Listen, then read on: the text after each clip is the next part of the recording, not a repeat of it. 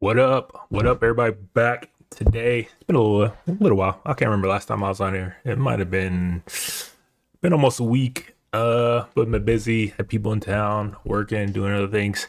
Just gonna hop back on here today. Got a few hours, so just gonna hop on here and do some quick work. Do a little quick stream. Don't know how long I'm going to be, but we'll just see. The last few days I've definitely been doing a lot of work offline. Setting things up, still finishing up this kind of collaborator. No, actually, I finished up the collectives feature set that I was actually doing. So now I have started working on another feature that I'll kind of get into here in a second. Caro over there, Cape, man. What up, man? What's going on? How's your weekend going? Francisco over on YouTube, man. What's going on? What's good? How's the weekend treating you? But like I said, been doing a lot of work offline. Finished up my collectives feature, and let's just go ahead and see this, what I've actually done. Basically a group page. Got context switching. You can act as a collective, which is essentially just another profile on the platform, but within this profile you can have different members within it that have certain permissions. There will be some future sets and things coming out in the future in terms of features for this actual collective setup, but right now this is basically what I'm going to leave it at. Essentially just another profile that you can have control over, and you can invite other people to also be considered part of the collector slash membership, and that will kind of open you up to more exposure. So if somebody follows a collective, they can basically see everybody who's involved. I will have chat rooms dedicated to just your collectives, and then you have to be a member to join, just things like that in the future. And also wired up to the point where if it is a collective, you can also, some of them are open to join. So let's switch to another account. Yeah, so you can make them open so anybody can join, or you can make it private. So I finished up that basically the same essential setup as I have for my profiles. I had to do a lot of kind of backfilling and back work in terms of making sure that different routes, different views, different actions are gated depending on if you are signed in as a personal account or as your actual collective, which you're acting as, and then make them very distinct where they have their own notifications, own messaging, and all that. Not too difficult, but you know, got to be very thorough in kind of that sense, because context switching can throw a wrench in a lot of things, and you have to really make sure your routes are gated to handle that. So wired all that up. Let's come here. Yeah, so you can see you get your post just like you would get on a profile, except you get members, and you can comment, message, interact as this account as it feels its own profile. So I think that's pretty cool. Something that I plan on, like, really what I planned for was, there's been some labels and some film studios and some art collectives that I have actually been talking to, and thought that this would be a cool kind of feature for them, where they can have their own kind of side profile without having to create a whole separate profile, and they can invite everybody that's a part of that or artists that they represent as a label. So something that I thought would be cool for the platform as it stands. And then once I kind of wired all that up, my last major feature for this that I wanted to do was kind of called cross posting originally, but it was a little bit too restrictive in terms of it was just going to be between a user and a collective, of posting to the collective and a collective optionally posting to their members. I just thought it was too restrictive, and I knew eventually I was going to have like collaboration posts, think Instagram like collaboration post on here, because it is such a kind of collaboration focused platform. So I just kind of ripped that out completely and refactored it into a complete overhaul, full, like, agnostic collaborations feature set, meaning like any post, well, basically I can make any feature or any kind of part of my application have collaborations. It's not just tied to a collective. Literally it can be from user to user, user to collective, collective to collective. And then I also have started to extend it to collections right here. So that's what I've been working on the last couple of days and kind of wiring that up. I actually figured it out for user collaborations, which is not too difficult, I wouldn't say. Not too difficult, but definitely a lot of areas that you have to kind of catch. But as you can see, for example, you get multiple collaborators within a post, meaning everything will show up on all of their profiles. And then gated it where the feeds still remain only one, no matter what you are doing. Where is this?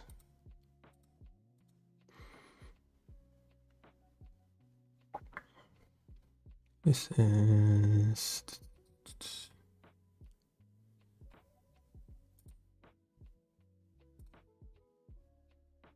all right. Basically just a collaboration kind of feature set. So when I come here and I want to create a post, for example, I can add collaborators to it, and basically they get all alerts like you kind of work on like other platforms. They get all the likes, the comment notifications, they get full statistics in terms of that, but they also get credit as part of this post. And it's, you know, all that wired up and a little kind of back and stuff like that. Francisco, what up? Is my SaaS making money at all?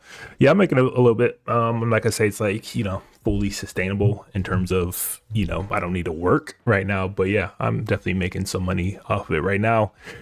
The main thing I'm basically working on right now is, I was still doing some testing, but now I'm really focused on kind of the marketing side of things and outreach and building up a kind of client base, which honestly takes more work than actually building it. So it's going to take a little bit, but yeah, it's actually making some money, and I have some paying customers for sure. But it is a very dense crowd full of SaaSes and things like that. So you really have to like kind of do due diligence and do your marketing and do your outreach and cold call and cold email. So I'm building all that out right now. SB, yo, what up? What's going on?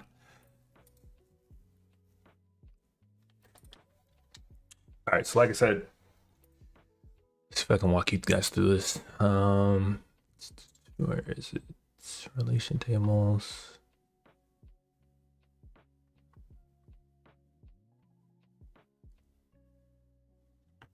Game 7 today, yeah. Yeah, I'm definitely gonna be locked in for that. Like, that's gonna be a good one. That's definitely gonna be a good one. I still don't know. I think it's 50-50. Jalen Williams isn't playing. That's going to be kind of tough, but it's 50-50. The Spurs are pretty young, so we'll see. We'll see if they can pull it off.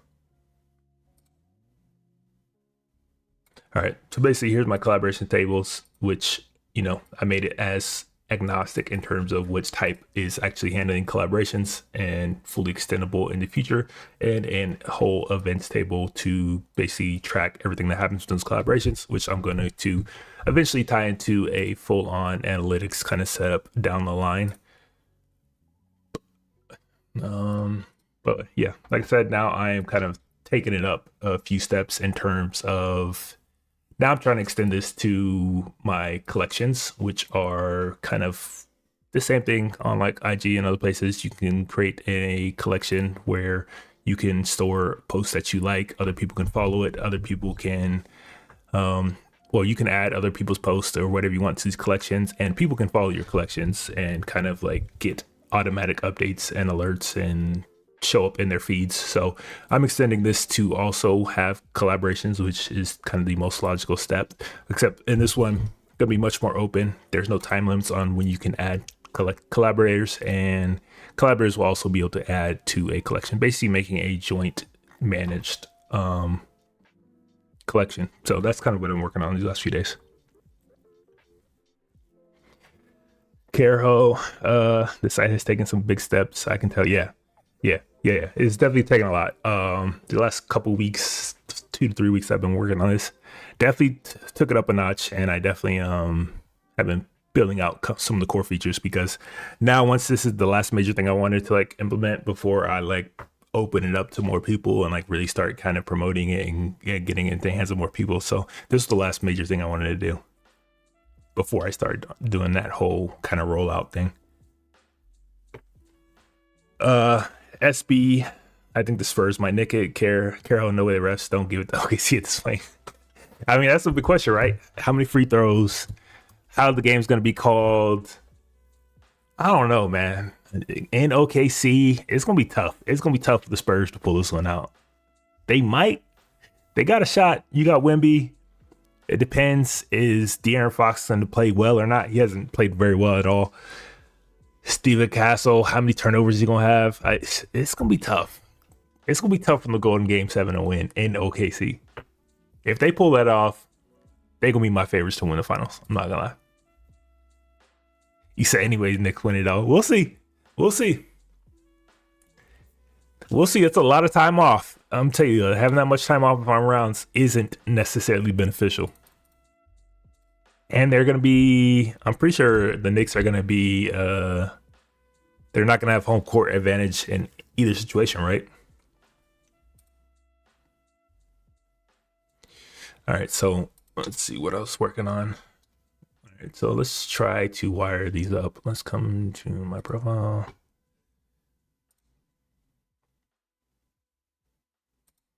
Let's come here. All right, so you can see I have a collaborator input form here, so I should be able to add, I've mostly wired this up, so I should be able to add collaborators, and once I save this, it should send out those notifications. But let's find out.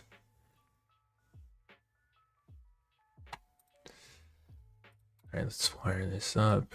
Current collaborators. Matter of fact, here's what I wanted to do. Instead of making separate forms every single time, let's go.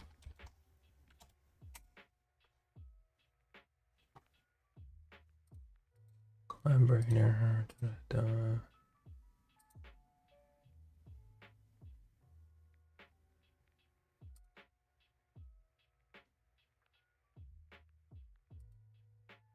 All right, let's take this form.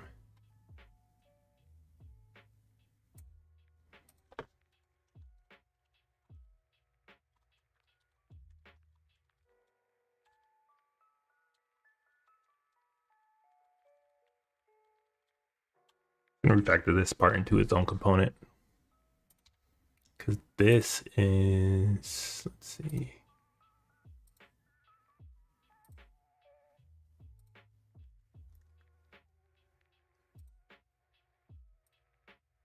All right, yeah. So I'm going to refactor this section right here into its own. Basically, management of collaborators. SB true, but it gives you a lot of time to prepare. It does. It's good because you get to watch a lot of film and really kind of hone in on what players do, what teams do, and like kind of try to come up with a game plan to stop that.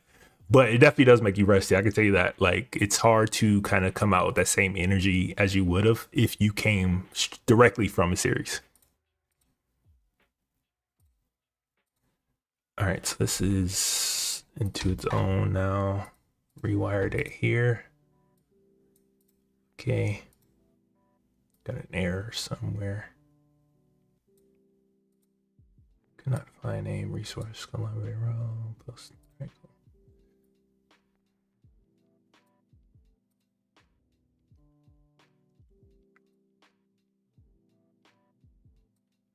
All right, so now let's take this whole section.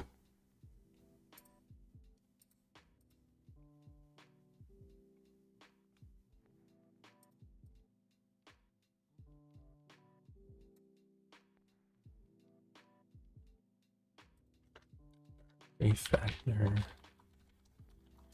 with the new host.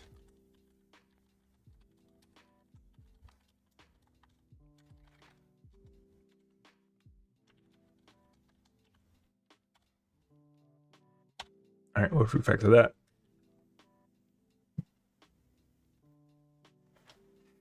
SB, it's our fault for sweeping calves. I mean, look, it's good. People get healthy. You get Miss Robson, get time to recover. I just know that rust be for real. Like, be for real. Like, but it's the final, so I think they'll still come up like right energy.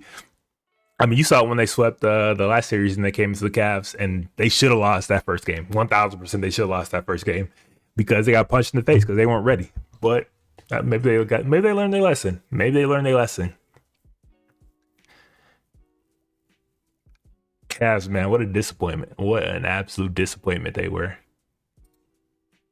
James Harden once again.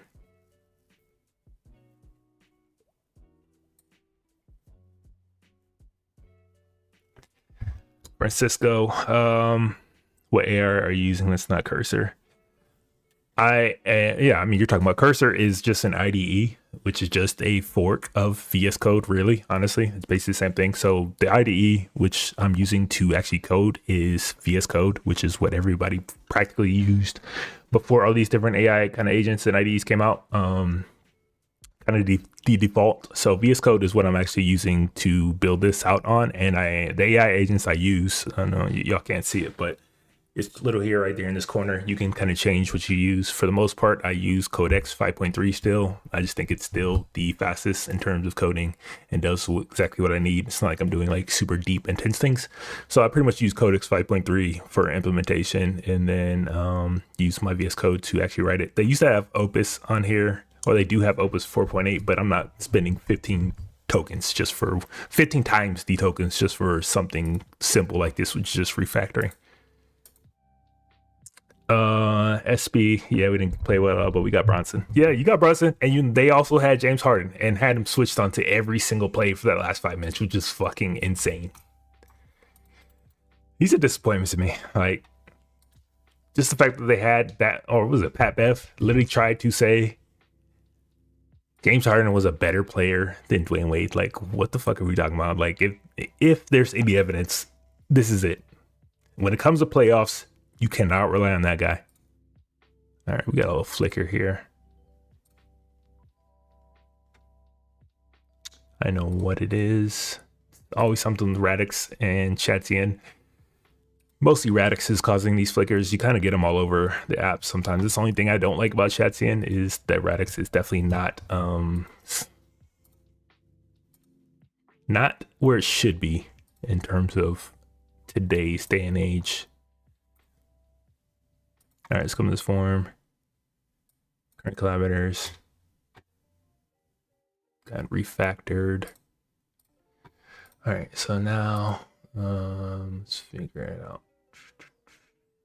All right, let's refactor this too. Caption. All right, so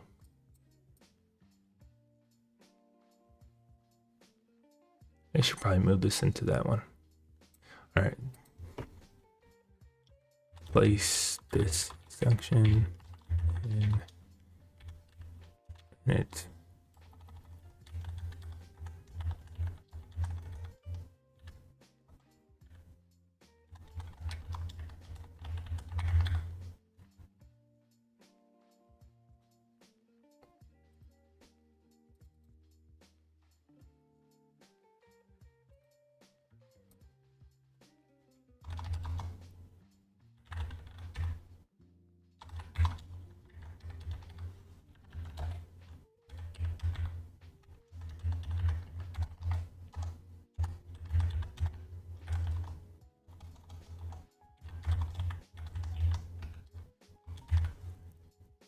Understood. Caro VS Code is great. Yeah, I mean, VS Code is what I learned on. I know people feel some type of way about it because it is Microsoft and whatever, but it's what I learned on. It's what I'm comfortable on. I've had no issues with it. Obviously it has its little things, but I've tried what's the one that everybody uses? Cursor, I believe, is the one. Let me see if that's right. Yeah, Cursor, which is cool. It's basically the same thing, except it's more AI focused. But in general, I've always just kind of fallen back to VS Code. I might try out different things, but I've always kind of feel very comfortable using this. You said Harden had too much fun back in the day, taking it easy while Westbrook carried. He's never been the same. Yeah, I mean, I ain't gonna say that. I ain't gonna say that because Harden did carry Houston for a good 4 years. 4 years where they got to the Western Conference Finals. They honestly should have beaten Golden State that 1 year if Chris Paul didn't get hurt once again. I think they had him that year. It's just he's just unique. He needs another guy. He needs another guy. He's not the guy that's going to give you 40 points, 50 points anymore. That type of play style don't work deep into the playoffs. Too much dribbling, too much energy wasted. Shots get short, legs get tired. Not gonna play defense. It was just play style. Like it worked for those few years where they finished with number 1, number 2 in the West. He definitely carried, but that can't win in the playoffs. It just can't. And he wasn't getting those foul calls in the playoffs no more, and he didn't know how to get to the line anymore. Yeah, you could definitely see. I was like, hey, that ain't gonna work. That ain't gonna work. All right, so it updated this to include my confirm dialog, and then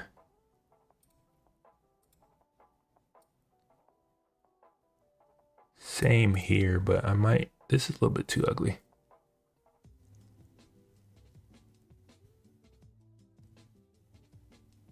I'll leave it for now.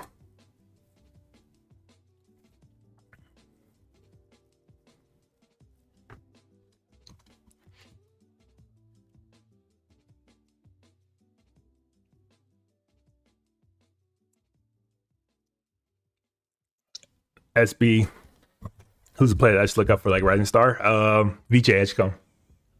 VJ Edgecombe, if they manage him correctly, which I don't have faith in Philadelphia, honestly, at this point. If they manage him correctly, he gonna be a star. He's like that. He's hungry. He plays defense. He got that edge to him. VJ Edgecombe for sure, 1000%. Obviously Cooper Flag, I think he's gonna be pretty solid. I don't know how good he's gonna be, but we'll see.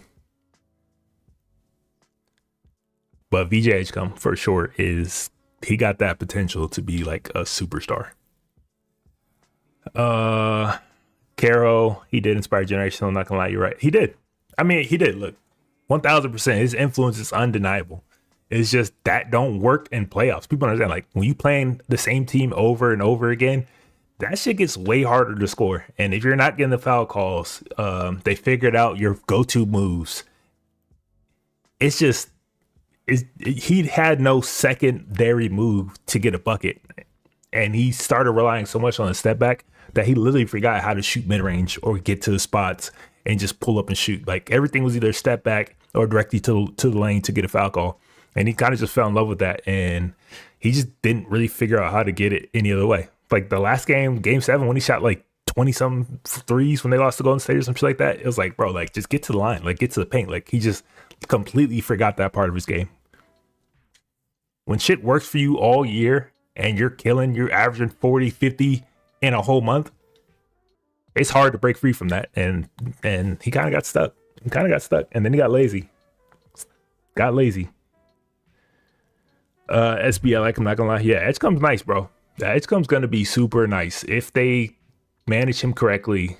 I mean, shit, they just gave away McCain for absolutely nothing, so I don't really trust Philadelphia. But if they manage him correctly, he could be next. On Knuppel. Yeah, I like him. I like him a lot. He's a knockdown shooter. It's the shooting that makes him elite. But shooting goes up and down. Shooting goes up and down. Hopefully he can keep this up. But I've seen a lot of people shoot extremely well one season and then struggle mightily the next season because defenses adjust. So we'll see. But I like him. I like his game for sure.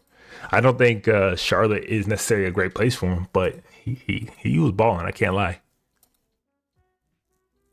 I had that conversation with somebody before he came out from Duke. I was like, nah, I like Khan. Like he gonna be nice because he has what he has is he has a good feel for the game. There's a lot of dudes these days that are like super athletic and super skilled and got some work, like bag work, but they don't understand the game. The Twins come to mind when I think of that. Like they're super over there. Houston, what are their names? Damn,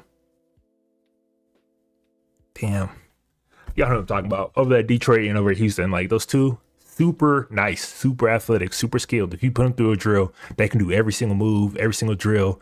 But they never had a lot of game experience in terms of actually playing. You could tell they played at like OTE, which is not real basketball. And yeah, the Thompson twins.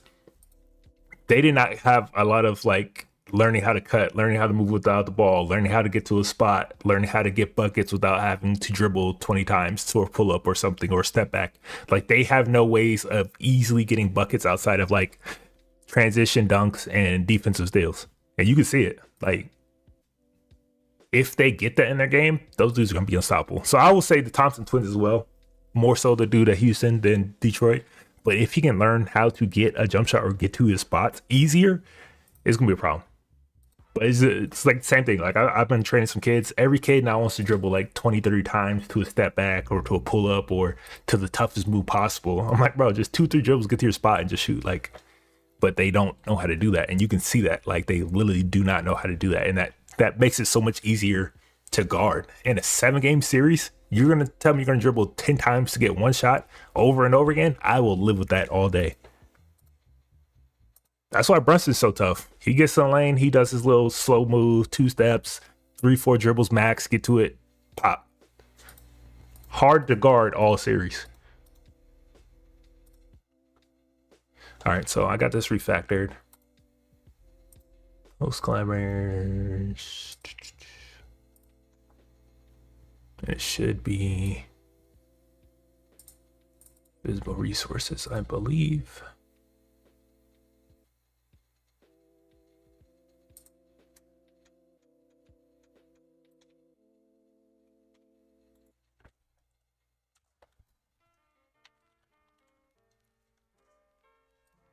There it is.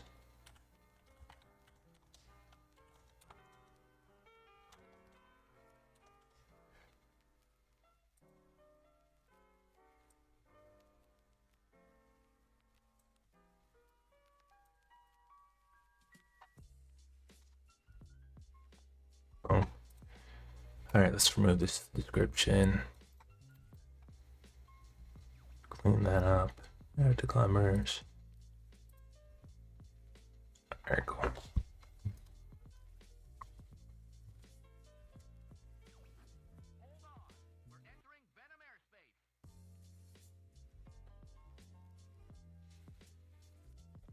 SB, you can't guard him at all unless you try to put like 2 guys on him, which frees up space. Absolutely. That's the main problem. That's why like elite dudes are so difficult and why teams are so good. Is because you got a guy who's elite like that, like OKC, who's SGA, who's very hard to keep in front consistently. And if you help too much, you got guys that can knock it down on the back end or make their own plays. If you can surround them with guys like that, yeah, it's gonna be tough. And James Harden, honestly, when he had his run, he didn't really have a ton of guys like that. It was literally everybody standing around the 3-point line, watching him dribble and either go to the lane, maybe for a lob, or kick out 3. And that was their whole game plan. That was D'Antonio special. Dribble, dribble, dribble, get to the paint, lob, dunk, or kick out to the 3 and just shoot the first one. There was no second moves, no secondary drives. It was literally just that and that. And that ain't, and you see that shit don't work. That's why D'Antoni ain't never won one, even though he's been number 1, I don't know how many times. The SGA's mid-range jumper is so good. Yeah, that's why he's so good, because he can knock you down from 3. He can score from mid. He can get to the paint. He can pass out. He can get to the line. Like, there was a time in the NBA, it's kind of dying down a little bit, but there was a time where they literally were telling players not to shoot any mid-range jump shots. And I played for Houston, and I played in the G League for Houston. I did preseason, summer camps, summer workouts, and things like that. And then I ended up playing the G League for the season. And that was when who was it? It was that's when they had Harden. I don't think no, Chris Paul wasn't there yet. This is like Harden a little bit earlier. That's when they had who's the guy from Boston? Mikal. Mikal was the coach. And they had the GM that just got fired from Philadelphia. He was there too.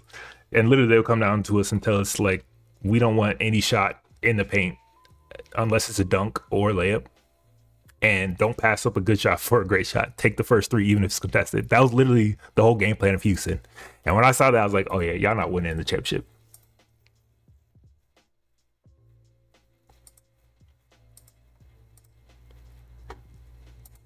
All right.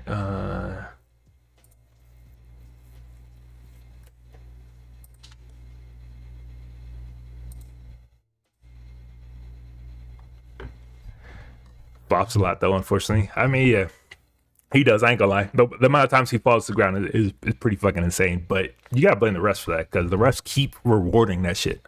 If they stop rewarding it, I guarantee he will stop. He gets away with it during the season so much that he just keeps doing it. Like, it's hard. You understand? Like, when you're playing and that's what's working for you, you just instinctually just go towards it every time. Like, even if you don't even think, he's gotten to the point where he's done it so much that I guarantee he's not even thinking, I'm about to fall down, I'm about to flop. It's just his natural movement now. And the only way it's going to get stopped is if they stop calling that shit during the regular season. You said, wow. Bro, I got stories for days. Like, I ain't gonna tell them all, but I got stories for days. Like, if you would understand what happens behind the scenes of some of those shits and like what they tell players and what their agendas are, you'd be like, damn, why that teammate never won one? Well, I can probably tell you why. Our whole game plan for G League was literally like, hey, we're gonna test out how many threes we can make and still win. Our goal was literally 53 attempts per game.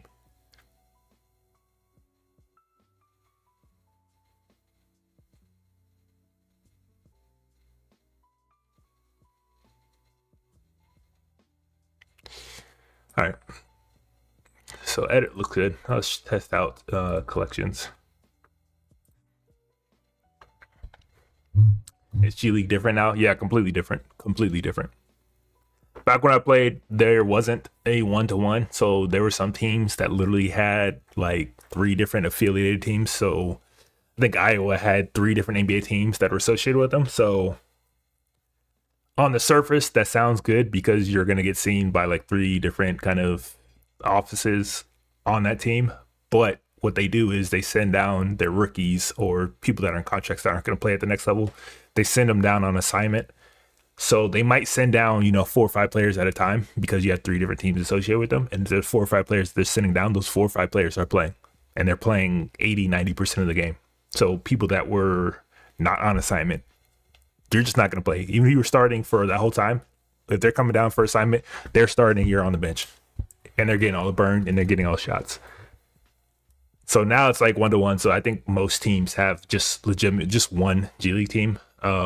There is like guaranteed contracts, like 2 ways and stuff like that, which is good. So people can actually get paid while they're still playing in it, and they have guaranteed contracts, and they're guaranteed to get called up at least, I think, 2 times per season, which is good. But it also makes it harder to get called up now if you're not on a 2-way contract. So basically nowadays, players in the G League, back then, you were playing to get a contract and you were playing to get called up. And I think every time you get called up, you can get called up twice. And if you got called up on the 3rd time, they had to sign you for the rest of the year.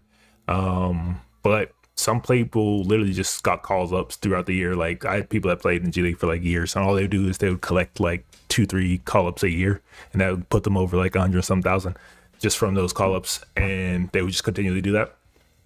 And nowadays they don't make call ups because they already have guaranteed call ups from those 2 players on 2-way contracts. So people that aren't on assignment or don't have a contract already, they're basically playing to hopefully next year get a 2-way contract with that team. So it just makes it harder to get call ups. And you don't hear as many stories about dudes coming up from the G League and then having a crazy year or having a crazy week. You see it all the time. Like back in the day, this dude called up from the G League and he just dropped 30 or dropped 20 or just went crazy in those 3 games. SB being a bench player must be so dark. I mean, it's tough. It ain't easy. I can tell you that. I started for most of my G League. Like I was pretty high up on that. There's only a few times where I didn't start, and that was when they were trying to trade a player, and they would basically put him on assignment, and he'd get all the minutes and burn and shots because they were trying to make him look as good as possible for trade value. So things like that would happen. But I mean, it's tough. It's definitely tough. But as a pro, what they tell you is control what you can control, and that just means like I can't control my playing time or my minutes or anything like that, or if I'm gonna start or not.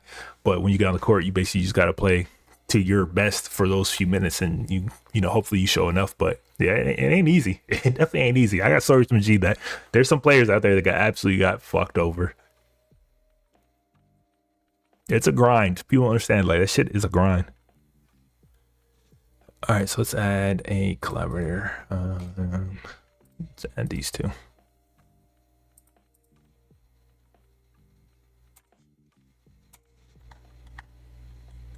All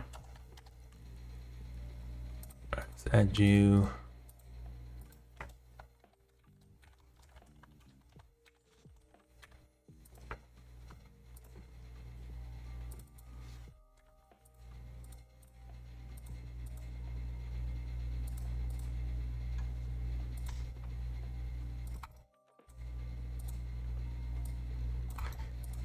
All right, let's add some tags. Let's just go.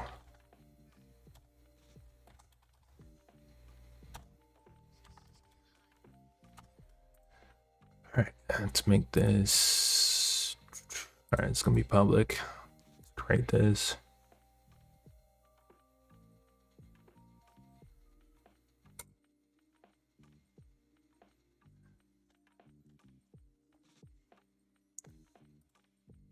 All right, so now when I go to my collections, I should see. Hold on.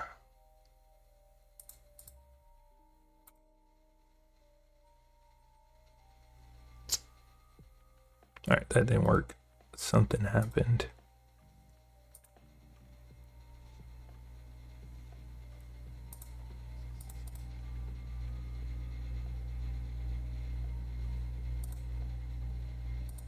All right, I'm figuring this out. SB, you said I wish I knew how to make a pro before. It would have been an interesting experience. I mean, it's fun. I ain't gonna lie. Like, I had a ton of fun. Like, I would never regret any of my time chasing that. It's definitely fun. It's definitely a lot of work. It's not as glamorous or as easy as people make it seem, but it was fun. I would never trade it for anything.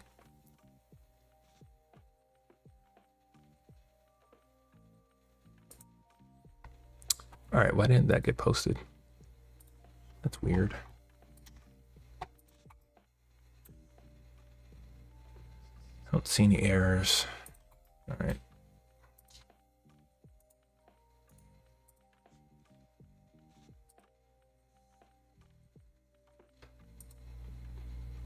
Let's try that again.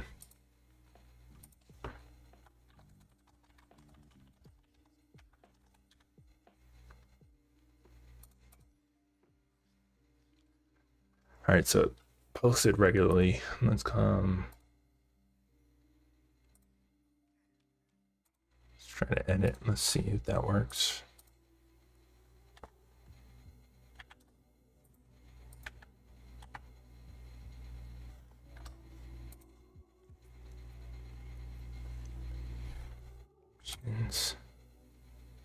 There's definitely an error.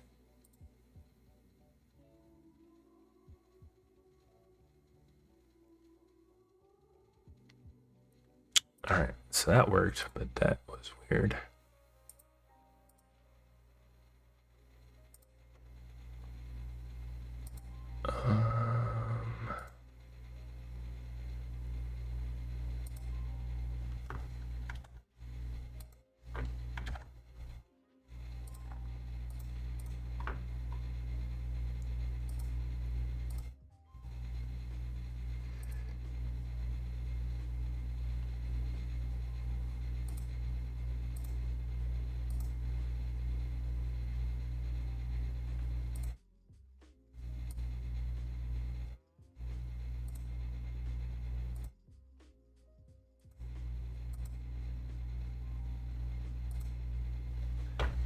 All right, so I need to clean that up. That ain't right.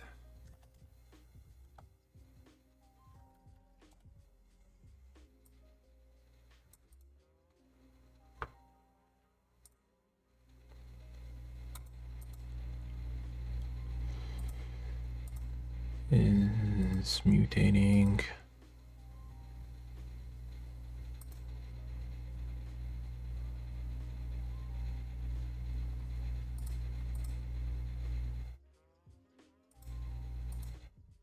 All right, let's remove this.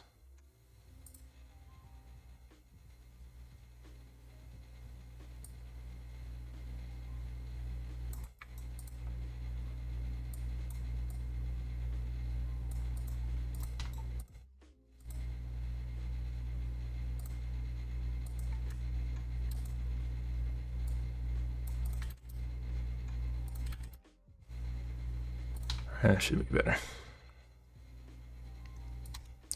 Add a gap to that. Let's see. Enable. Pending.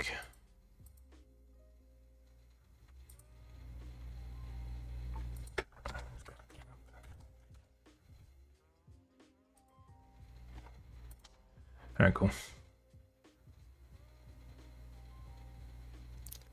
So I have collaborators. So now when I switch to them, let me see. Should have that notification.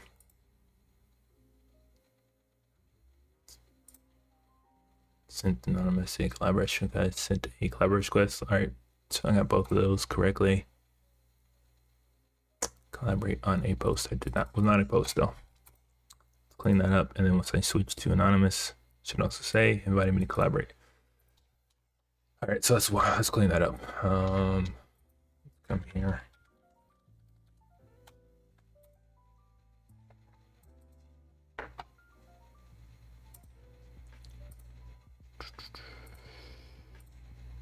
All right, see what my types are.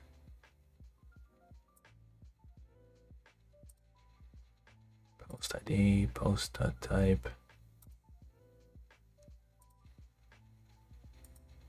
All right, so instead of me doing this, I'm going to have it import my collection data to return.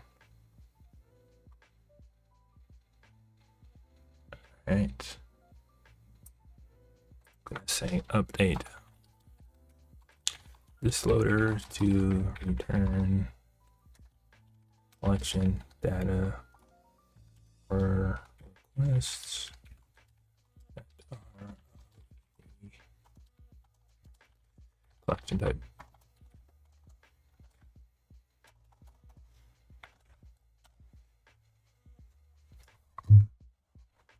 Me, what up, man? Going good.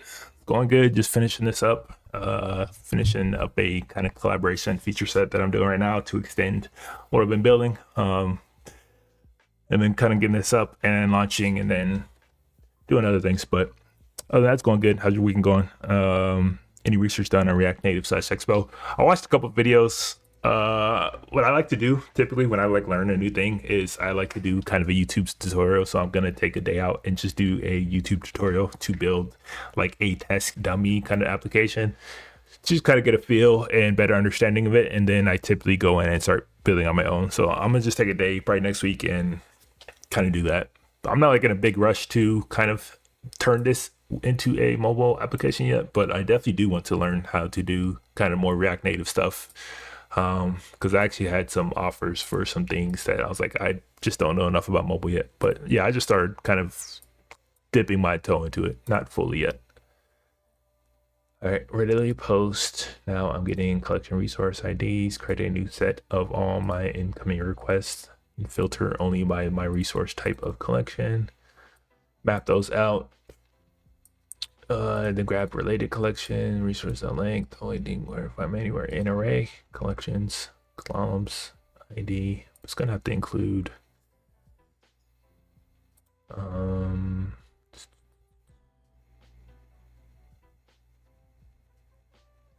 gonna have to get my posts. Let's go.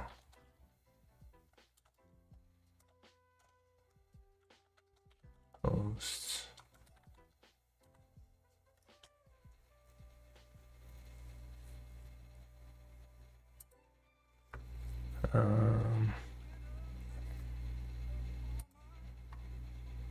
All right, so then collection preview by ID.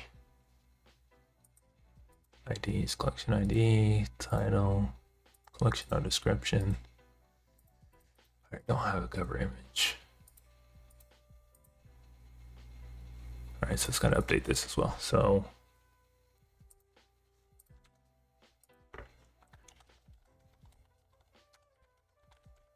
return collections to include posts.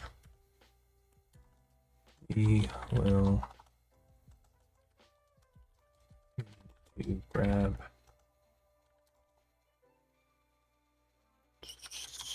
latest post image to display in previews.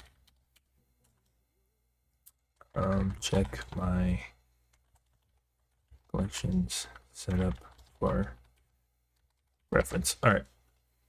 One thing I've learned about AI is if you have other reference files, definitely include those and tell it explicitly. Just follow exactly what I've already done, because sometimes it runs off and does things in its own manner, which does not make sense. So I'm going to update this to make sure it uses my previous collections setup to pull. It's the wrong one.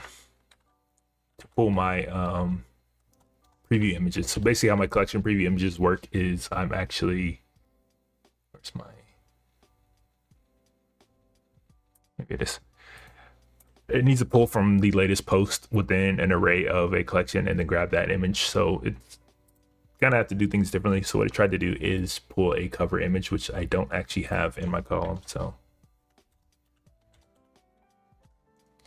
let's double check this.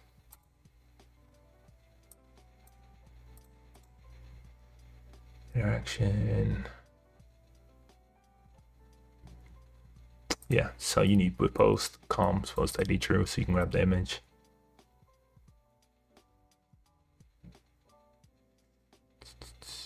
Update clean description. All right, come here. I mean, you said nice easy way to learn through billing. Absolutely. Absolutely. I mean, once you kind of did courses, I've already done a bunch of courses.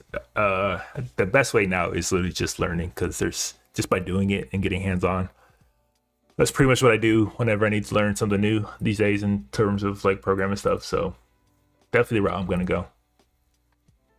All right, so like you said, it extended this, so it's going to be with post, and just grab the latest one. Basically, grab the last one, and within those posts, array of posts, grab the images or the URL, or the URL of the images, and just grab the last one. Column type metadata true. If image and last post equals image, then you grab that last one from the array. Otherwise, if it's a link, you're going to grab that metadata from the link below. And then, cool. All right. So just redid that.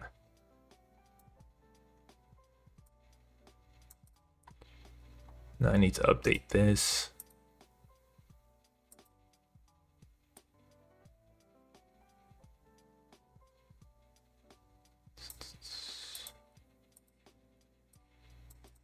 All right, let's go.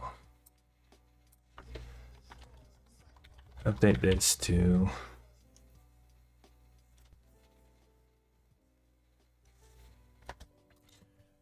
me. For common patterns in your code base, you can create MD files that either serve as table of contents or instructions for Copilot to work off of. Yeah, I just kind of just started doing that because it became annoying as your kind of code base got bigger and context grows. It definitely starts to make up its own decisions on things when I've already had a lot of it wired up. So I just started kind of like learning about MD files and kind of learning to like put it in memory a little bit deeper to make sure that it sticks to that. So yeah, I've been kind of like getting a grasp of that, because it can be very annoying when it's like, why did you do that when I've already done it one way 20 times throughout this code?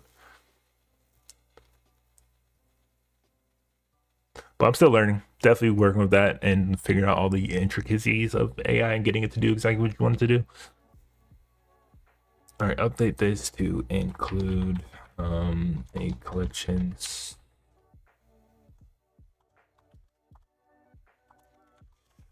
preview image, and then falling back to the loader icon if there is none.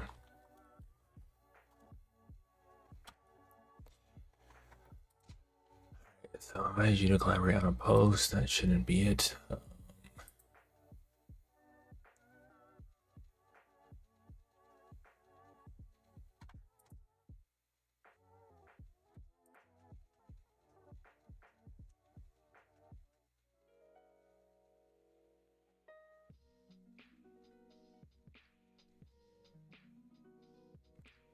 Request collection, preview image source, or collection preview.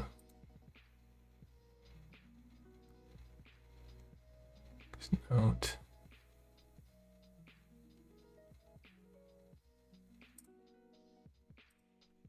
It's not a component though, it's I think it was a loader.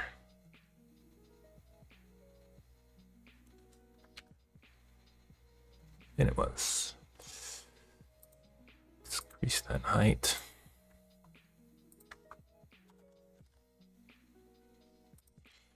Very cool. All right, so updated this with just for type collection or post. Let's run that type check. We should be good now. Invite you to collaborate on a collection. Come to the collection. Now, if I update and add something to this collection, I should see that new. Let's come here.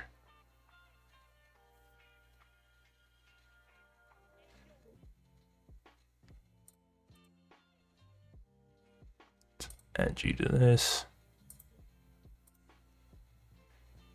See, grabs that image from the embed and actually uses cover image. So now when I come back here, it should do the same thing.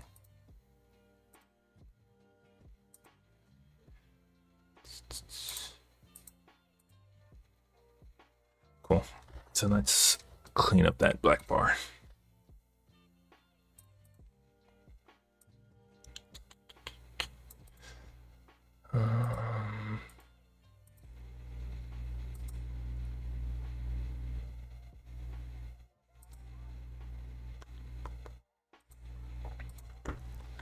All right, where did I do this? It was.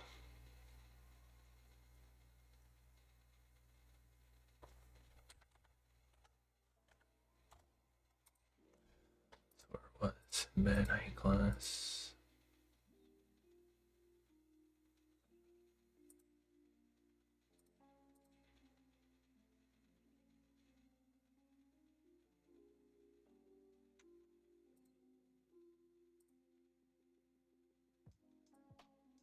All right,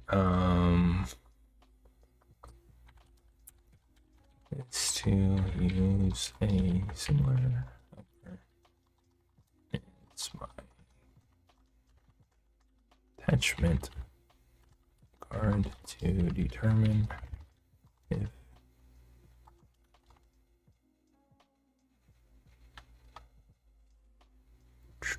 actually it's in here too. Yeah, let's reuse this.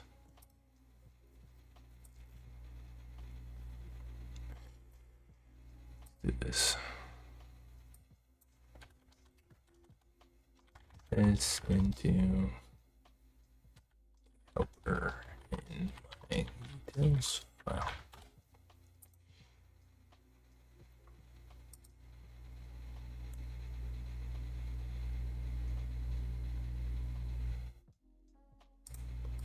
All right, is YouTube. Here it is.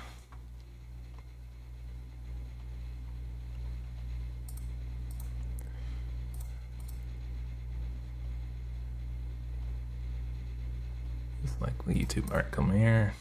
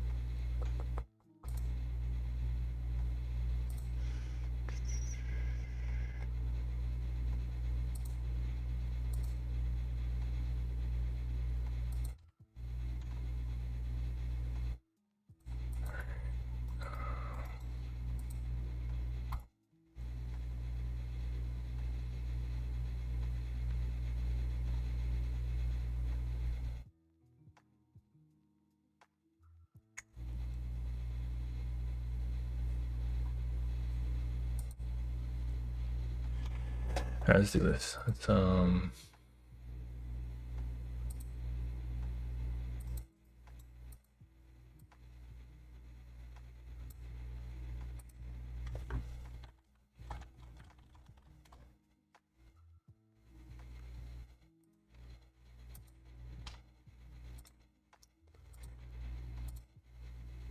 right, cool. But now if I come here, not in my collections, but it is in my request. All right, cool. Come back.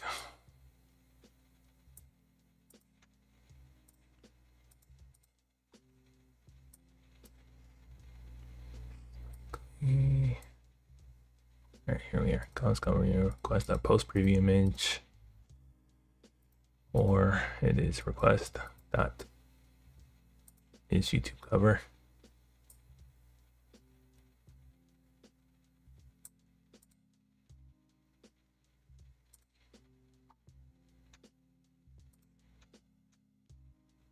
I don't know why it's doing that.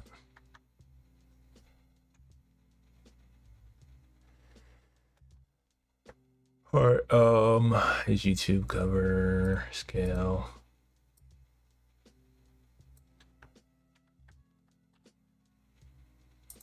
40.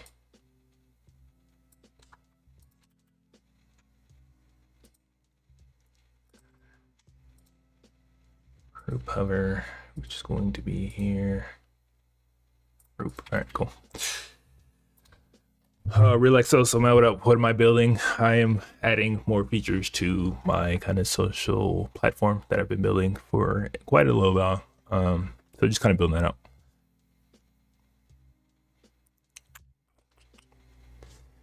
All right, why that ain't group hovering though?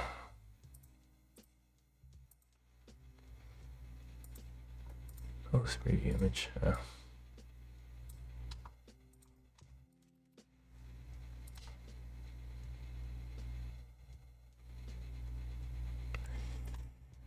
Cool, but that ain't.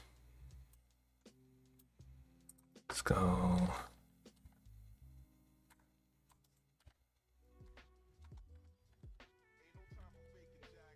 A little smoother.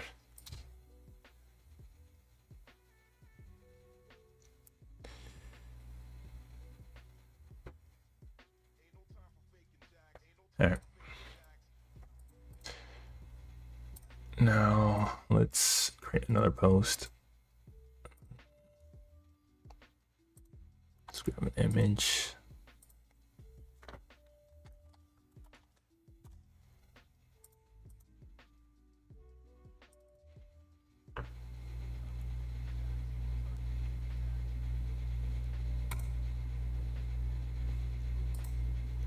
Now when I switch back and I go to request, I should see both. All right, cool.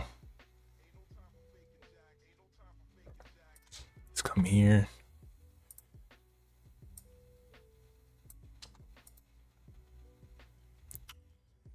Let's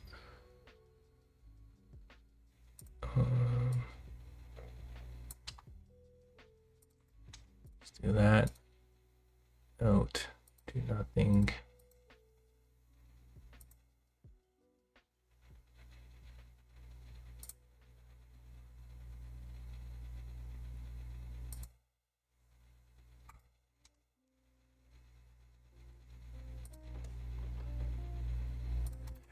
All right, cool.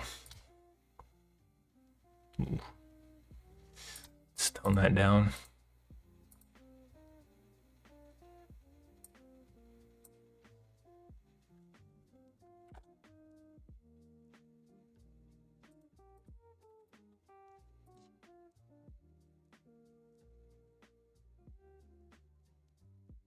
All right, cool.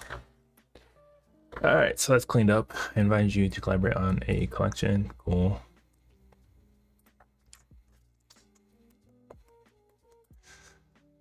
So now let's accept that. And then if I come to my page, it should be in here, and it is testing collaborators. Now I just need to update the actual card, which I've already done for other things, so it should be pretty quick. Let's come here.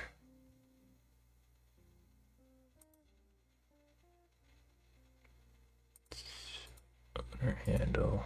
Okay.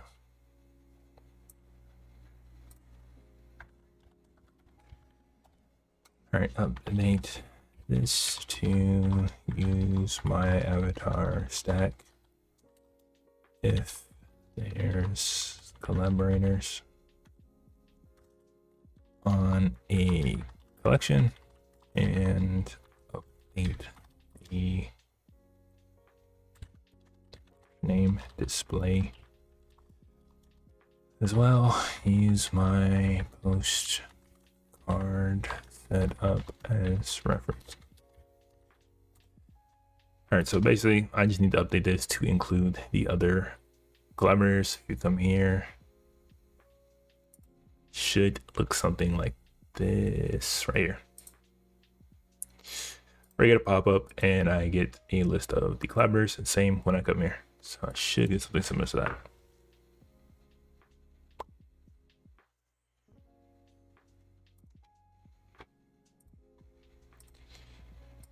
All right, collaborator count, collection of collaborators, length, identity label equals 1. Type equals organization, get the slug or the username. If it's greater than 1, others. Create a map of all the images. Select minimum width.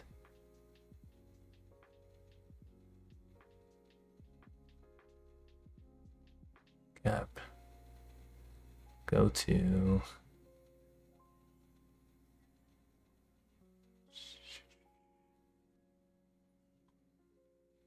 all right, looks good. So come here. Let's go back to my collections.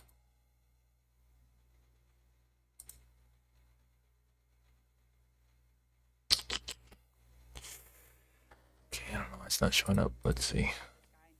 Collection card. Oh, I know why. I know exactly why. Okay.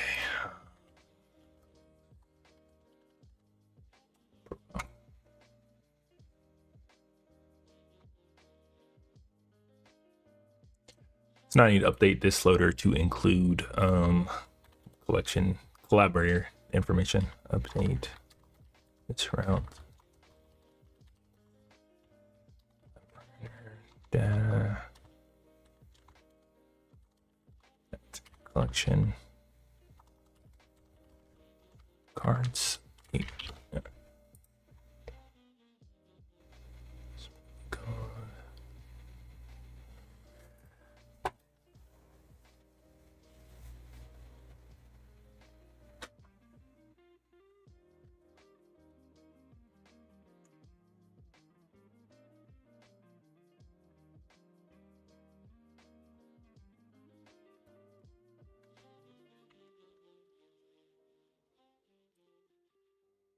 All right, so I was grabbing a collection IDs. That map was my user collections.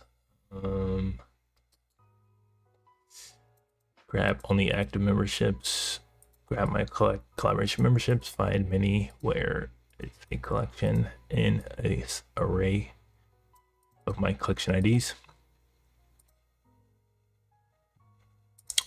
And if the status is active for the collaboration, get the resource name principal type. Cool. Grab an array of user IDs, create a set so it's easier to kind of parse through and you don't have duplicates. Create another set of active memberships. Linked. If I have basically anybody in this array, if I have users that are listed as collaborators, then I'm going to find all those users and get their username, name, image, ID. Same for organizations. Create a new map of those and organizations, and then type user data, and then loop through it, and then return those. Push.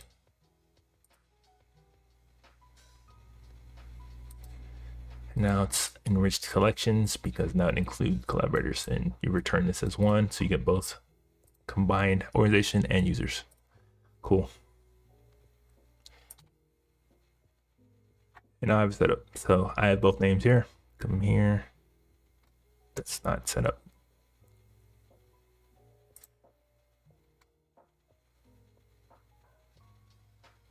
All right, so now I need to wire that up as well.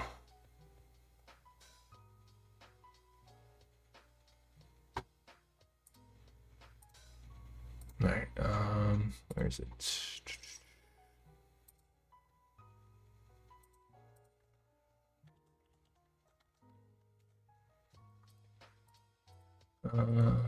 Post identity actions.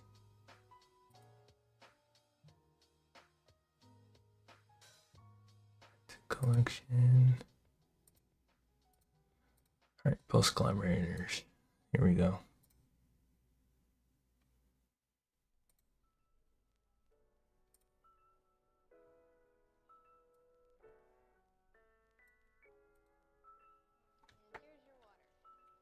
Is to launch my collaborators.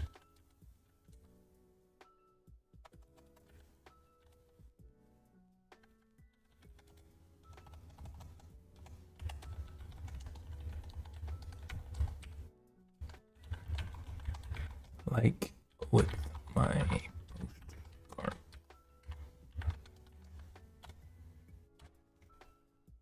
All right, so it's just gonna basically refactor what I've already done with my postcard, but now this should launch my post collaborator dialog, which will list all collaborators involved in this instead of automatically just navigating to a profile.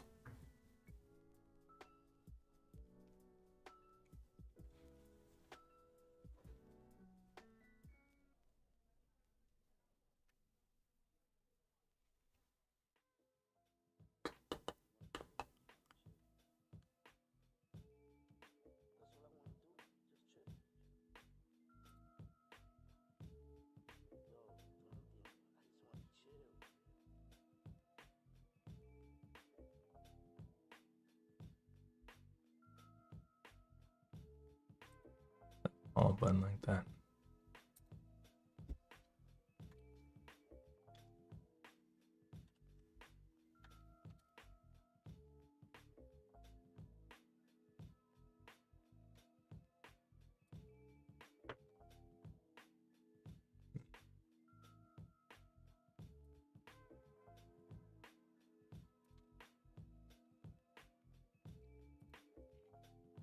What matters? That's identity.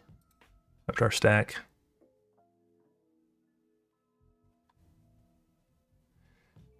Post collaborator. Cool. Come here.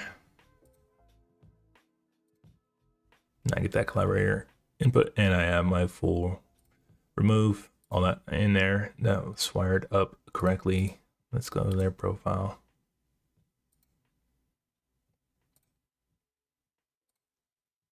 Cool. All right, so I'm gonna have to tell it to update these because I know it's not all wired up. All these other collections might need to grab that same information. So let's come here. Back, let's just do this. Let's go collections.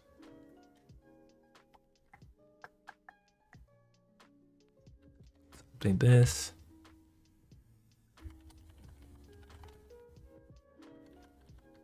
Tags. Feed. Think search.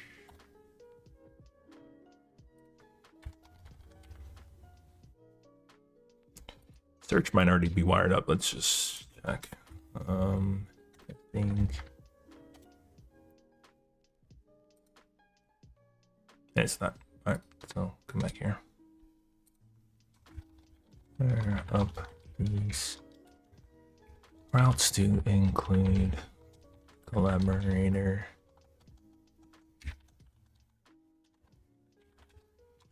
Data to include, to pass down to the collection, to pass down to the collection cards. Collection cards. Let's come here. API, let's search. All right, so now it's going to go through and update all those. I'm not going to do those manually.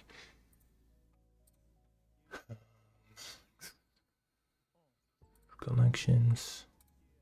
I don't know why the follow button looks like that. Let's investigate that real quick. minute.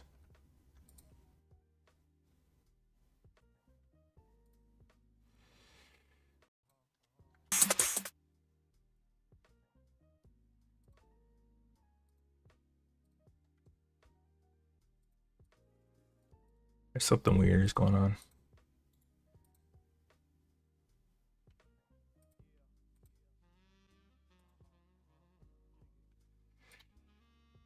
There's something weird is going on. Let's see.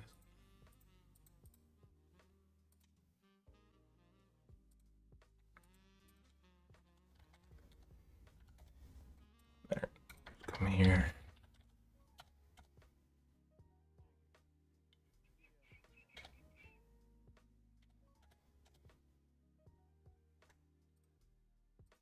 Type.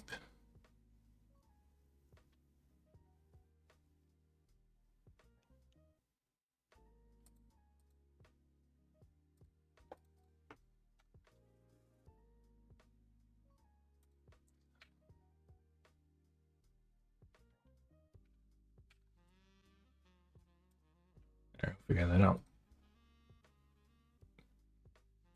All right, so updating my load collections with collection collaborators from my server. Basically created a central function to get all the collaborator data, which it did, and it should have updated. Let's go to collections with collection collaborators, enrich collections, and you're going to perform that here. Same here. Same in here. No collections. All right, so now I need to also update this route. Update this to use the new, what's it called?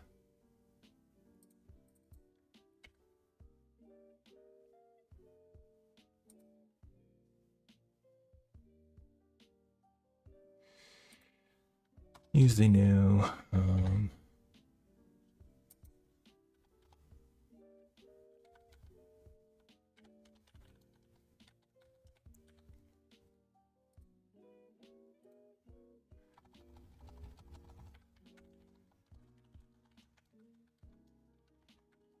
instead of hard coding.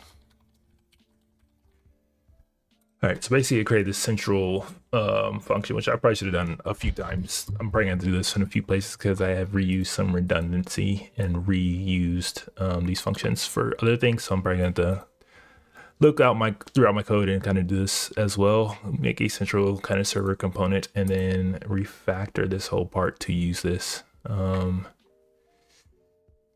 That's more, okay, let's see.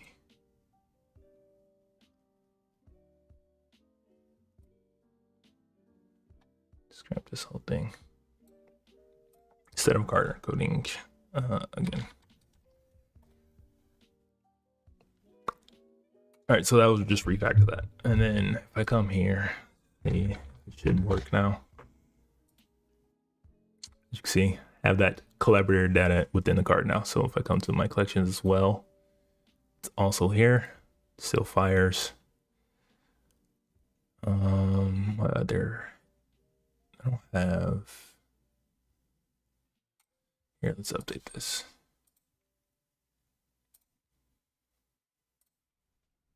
Let's add a tag. Now on the tag page, it should also be the same. And it is. Cool. Now I'll come back. It should have, again, removed all that and then just refactored everything to one call to this function right here that created a separate server, central server function, basically. All right, that works. Now I need to actually update the collection to do the same. So let's come here. Let's go to my view. And it's gonna be here. Update this to use the same avatar stack and multi username setup for collections with collaborators. That's my collections.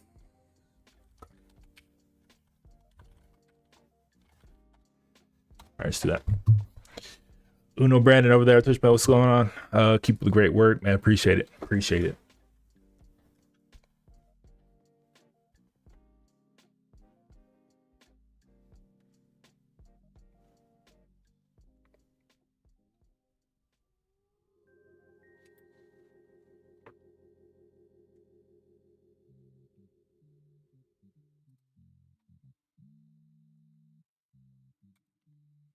All right, same. Update this with my stack.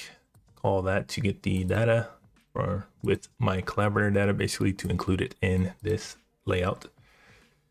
Same. Update this with that stack, and then I come here. Should be here already, and it is. Needs to be. Yeah, so it needs to be updated. Okay, so update this to launch the, I think it's the collaborator post collection. Yeah.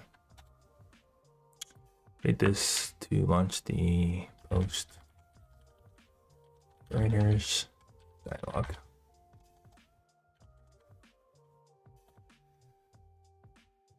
Which needs to actually be renamed.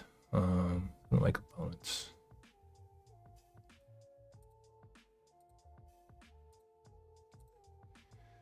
Forms, mobile, notifications. Yeah, this needs to be updated. These both need to be updated.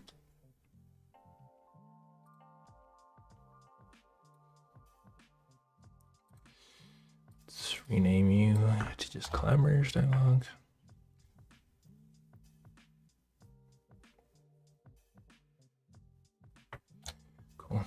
And let's rename you.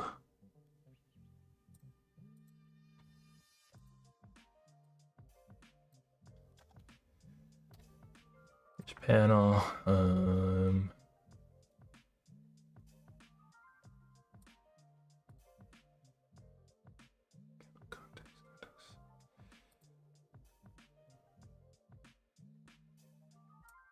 Alright, just add you to the UI.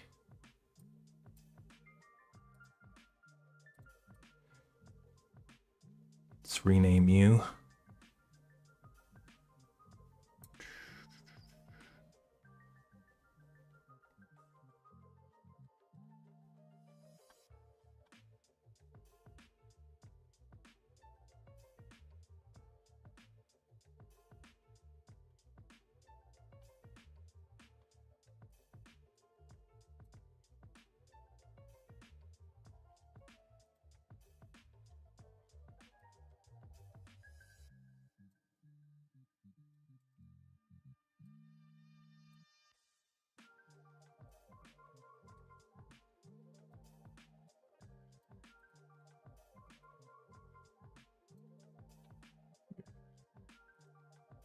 Collaborators way more than posts, so I'm gonna need to update this to just collaborator.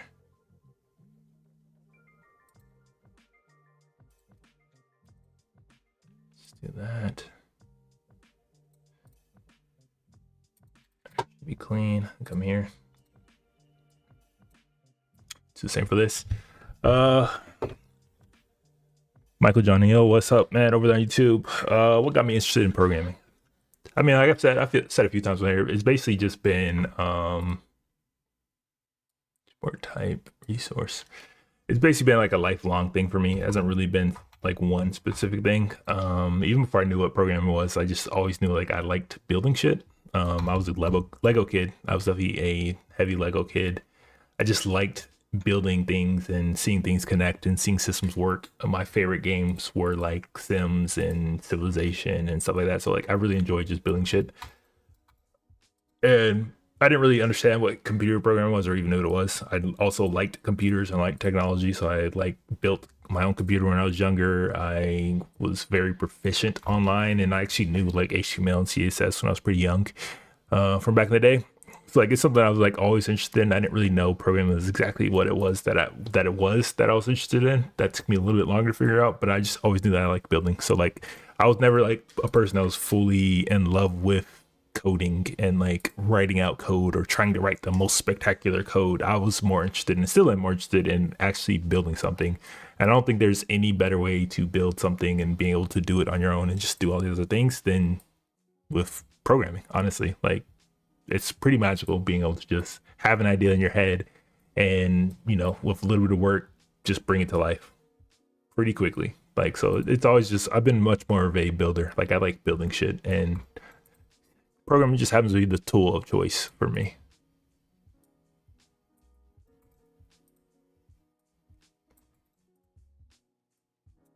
Let's do that. Mark Alexis, what's up? Am I employed? Not full time. Not full time. What's going on here? Post collaborators. Oh, not full time. I am a freelancer. I've been doing a lot of freelance on the side. Kind of been growing that out more and more. One thing I've been kind of like trying to do more is be more of a freelancer. So just getting clients and doing stuff like that. I've been doing a good amount of projects, just still trying to do more and get more clients and stuff like that. I do some work for, you know, family business that I do as well. But other than that, basically freelance is kind of what I've been doing, learning things, learning new shit. But for the most part, freelance, not actually full-time employed. But I actually just started applying to some startups and like small businesses around here. Just kind of get a feel. Like, I don't know exactly what I want to do. I know I don't really want to work for like a big giant company. But I would be interested in working for like a startup or something like that, where I can get more input and get hands-on and like really understand and get a good kind of understanding of what it takes to be a kind of professional programmer, I would say. So I'm looking at some startups and things like that. But in terms of like full-time employment, no, I'm mostly doing freelance. I also have a SaaS, kind of starting to make some money that I'm building out. If you want to check it out, it's in the top corner, called greenlight.co. I built that and launched it a few weeks ago. So I'm also building that out and trying to obviously get more paying customers and clientele for that as well. Goal, honestly, dream goal, if that could, you know, support me on a month-to-month basis, I would just do that and then start building other shit that I want to build and kind of choose who I want to work for and what I want to work. That would definitely be the dream. So a couple things, a couple plates spinning, but no, not full time.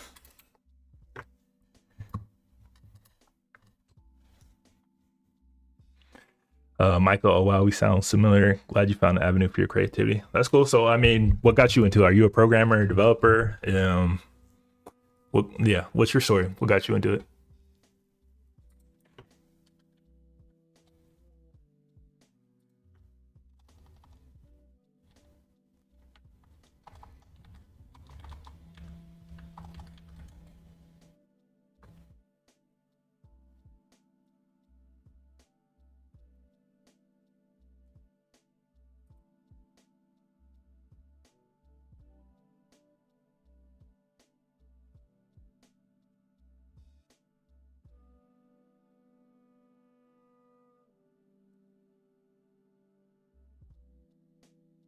Yeah.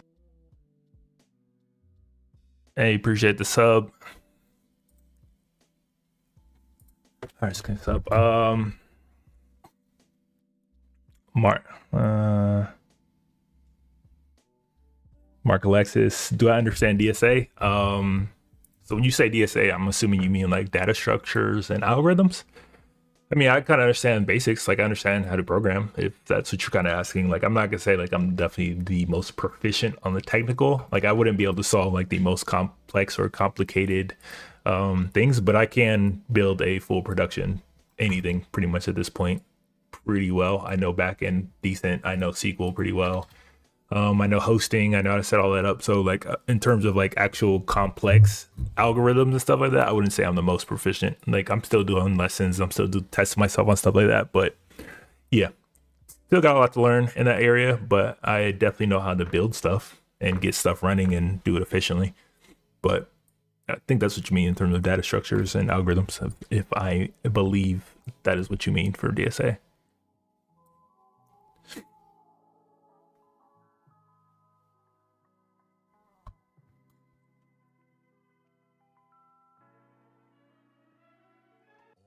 Michael, I wanted to make games. Started with game dev throughout middle school, high school. Okay, definitely that's definitely a lot of people's kind of path is games first. Like, how do you build something like that? And obviously that leads you to programming. So for sure, definitely understand that.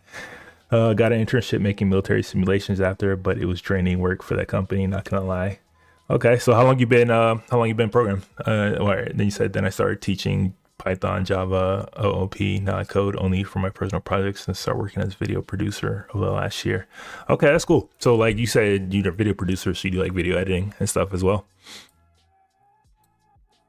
I mean, it could definitely be a grind. Like one thing I've known this is definitely it can be a grind, and depending on kind of what type of work you're doing, I can imagine some are definitely pretty draining. So like I'm trying to build something on my own because I don't generally like working for other people anyway. So if I can be successful in this route where I can kind of support myself, that would definitely be the dream.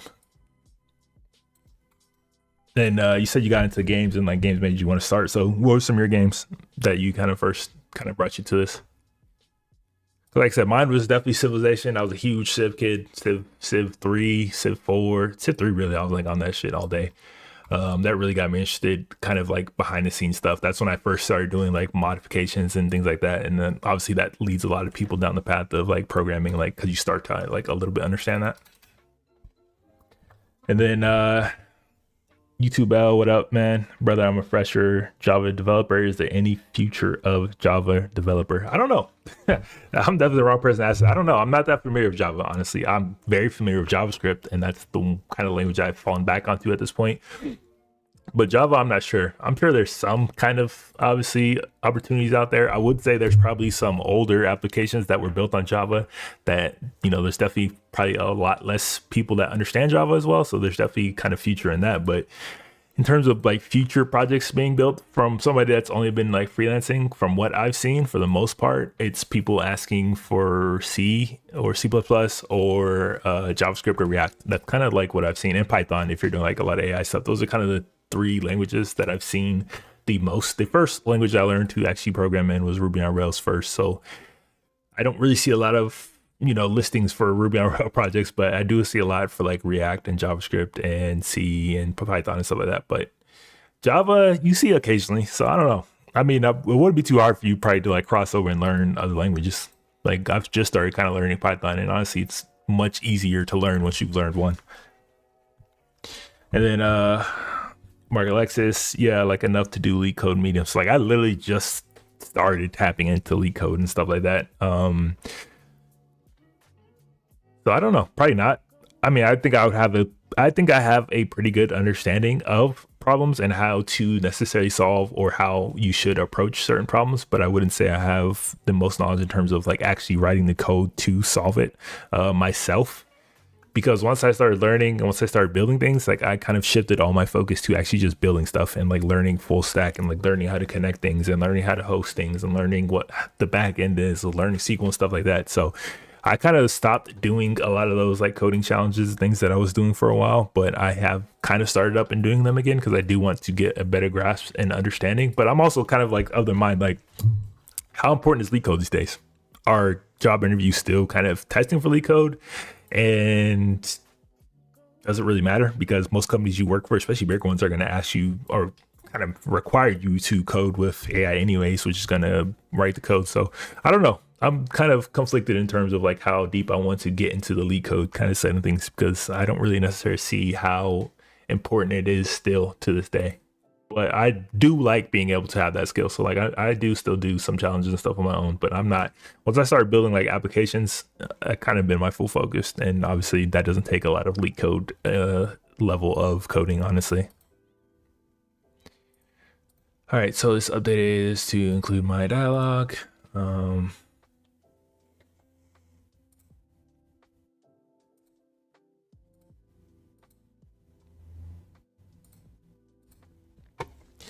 You said, yeah, it's a must to even get an interview. I don't know. I've gotten a couple of interviews. I'll be honest with you. I've already gotten a couple of interviews from startups. Like I said, the most I've been applying to has been startups. And from what I've noticed, most people that have startups don't know shit about coding. So for the most part, they just want to see if you can build something, honestly. Like that's been less of a kind of requirement from the things that I've personally had experience with. And then also I've been doing freelancing. So like freelancing requires zero leak code and people that understand code. But if I was going to work for like a tech company, absolutely, I believe that it's probably still a must. But I haven't applied to any tech companies, honestly. I've only been applying to startups. Like I'm more interested in product building than necessarily like coding things.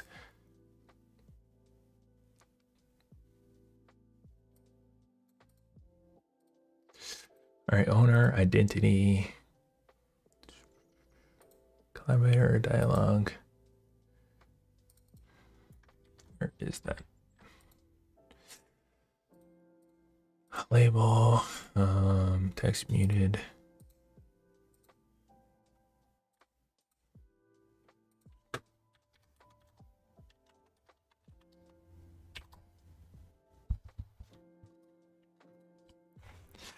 Mark Alexis, oh, okay, I'm still in uni, so like to even get an interview, you have to know how to leak code. They force it on us. I mean, I definitely understand that. Like from what I've seen, especially like tech companies, that's like it's how they kind of parse through who they even want to take seriously, which I kind of understand because they probably get um a lot of applications, and that's just one way to gate things. Honestly, what leak code is literally just to gate opportunities, basically. So like they don't waste time on people that they don't think they can even do basic stuff. So like that is just a way for them to make their interview process easier instead of having to go through a million different applications.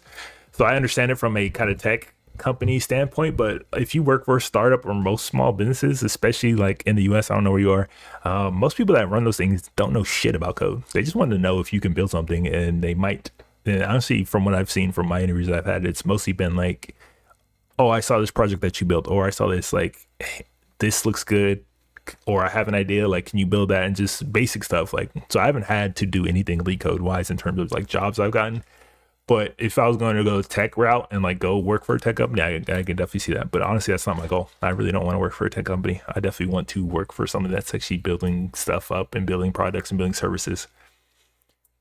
I've also kind of had a little bit of cheat code. So like I have a business degree. So a lot of my opportunities have also come from the marketing standpoint. I've been able to market. I've been able to run marketing for people and set up technical kind of aspects of things like uh Google Tag Manager and data layers and stuff like that. There's a huge opportunity for that for businesses. So I do that a lot as well.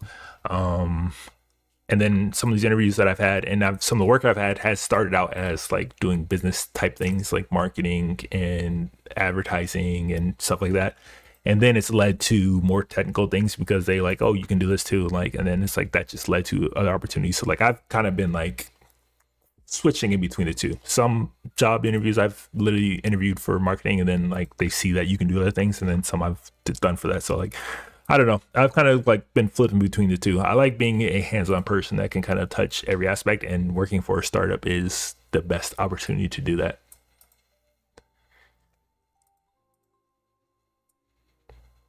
But like I said, everybody got different goals. Some people want to work for Google's and Facebook's. I've never had that goal. I'd never looked at those jobs and thought they were very appealing to me personally.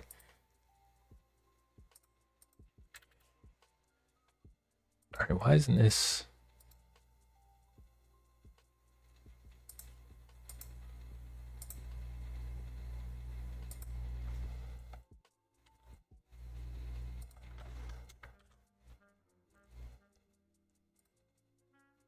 Hmm.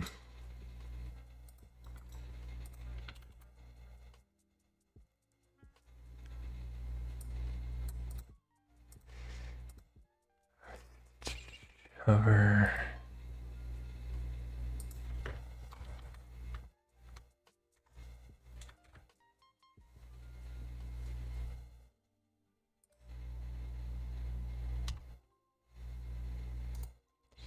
I don't understand why this is not firing properly.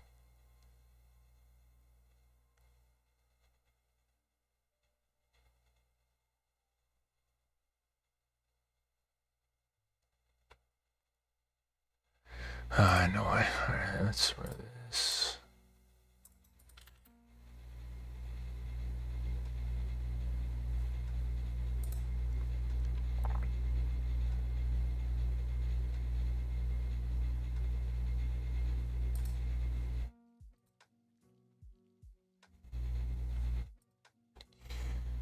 All right, and then this should be text.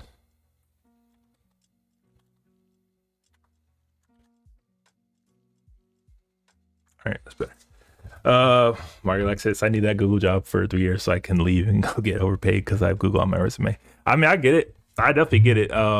Chase the money for sure. I've been fortunate enough in my kind of life that I've had a career already that paid me a good amount of money. So I honestly haven't even worked that much over the last year or so. So it's allowed me kind of go down this route and take other chances. So I was able to get a house and do all the things. So like I've already kind of set up my life in terms of things like that. So money isn't the most important things for me right now. I'm more interested in like building shit that I want to build and work on.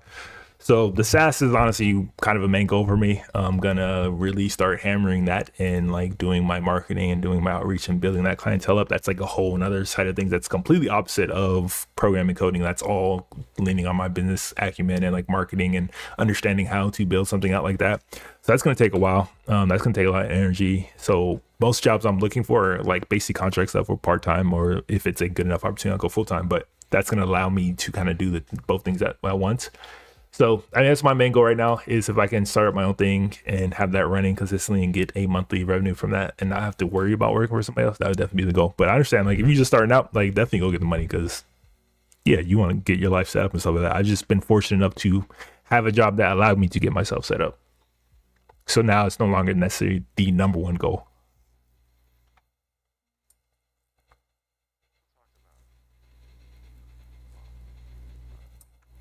It's also, I mean, it's tough out there. It's tough out there, especially for tech, man. Like the money ain't the same. I don't know how. I don't know where you are. You said uni, so you might be England or Australia or wherever. But in the U.S., the pay is definitely going down in the tech field, and they are definitely asking people to take less money or be replaced or fired. So it's definitely a tough market, and I feel like, especially now in this day and age, it's almost a necessity for tech people to at least have the kind of pipeline set up to have a side kind of hustle or side business that they can make money in terms of like building stuff for other people or having their own kind of freelance kind of thing, because it's just not stable right now. It's just not stable. I think it will start to stabilize because I'm starting to see there's a ton of holes with this whole kind of AI industry, but right now it ain't stable. So having that side gig is always a plus, I think.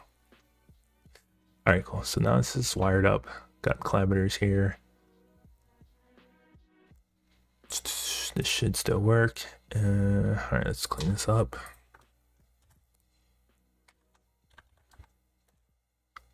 Let's go to panel.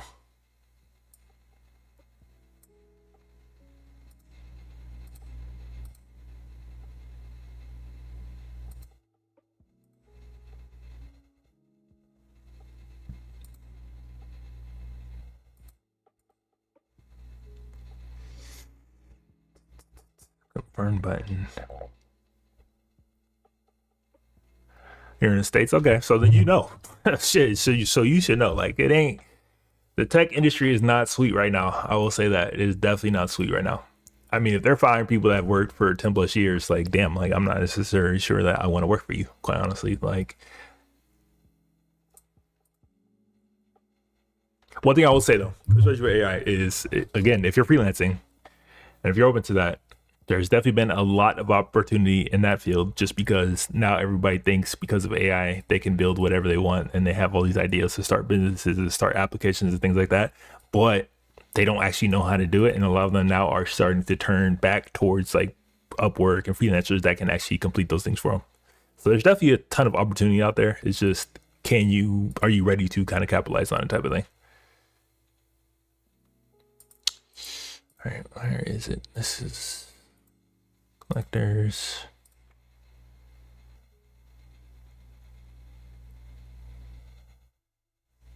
Confirm label.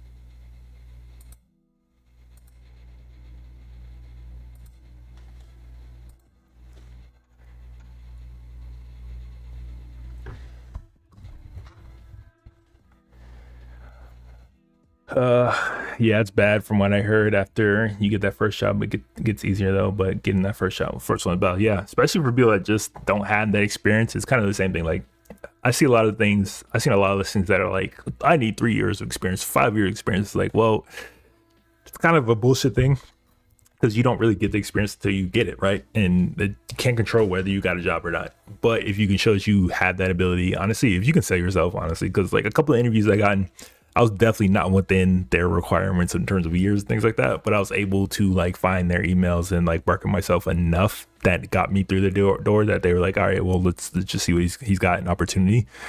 But you really got to kind of say yourself because there's a lot of people applying, honestly, and it can get pretty ugly out there. But you just got to be pretty diligent, and it is hard getting that first one, 1,000%. Even when you're freelancing, it's hard to get that first one. Once you kind of get that first one, it gets much easier. Chest lights, everyone and their mom's vibe quitting right now, and they're all building the same things. I swear. Yeah, 1,000%. Like everybody thinks they got a killer idea that has never been heard of or thought of or done before, and like come to find out, actually 1,000 other people have, and like, oh yeah, that shittily vibe coded application is much harder to maintain and run than they think it is. Especially when you get it up, like people think that you can just build it and that's it. Like no, it's like continuous development. You know what that means? Continuous. And AI is very bad right now at continuous just because of context. And most people that are building these applications have no idea how to even talk to AI from a technical standpoint to understand what they need to be done. Like if you're a developer and you understand what needs to be done, it's much easier to maintain with AI. But like for people that have no fucking clue about development or programming, trying to maintain an application that is secure and safe and actually runs well with just AI input is going to be fucking nightmare for them. And honestly, I'm telling you, if you go on Upwork, you're going to see a lot of people, or you go on these listing pages, you're going to see a lot of people like looking for help to fix the shit that they vibe coded.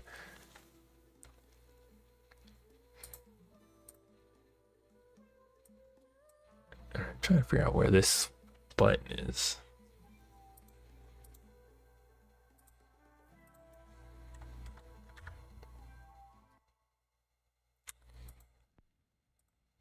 Cancel.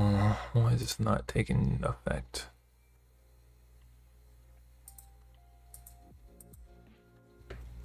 Huh.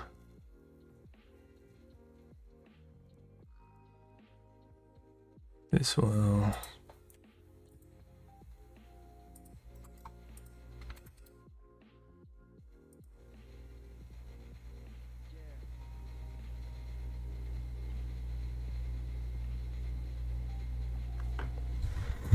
Just like I'm seeing people have like 6 or 7 apps in their portfolio, and I spent like a couple months talk about local AI products. I mean, 1,000%. Like, it's easy to pump out 6 or 7 applications, but are they actually good? Are they actually safe? Are they secure? Do they run well? How easy it to maintain? How easy it to bring other people into your code base and understand what the fuck is going on?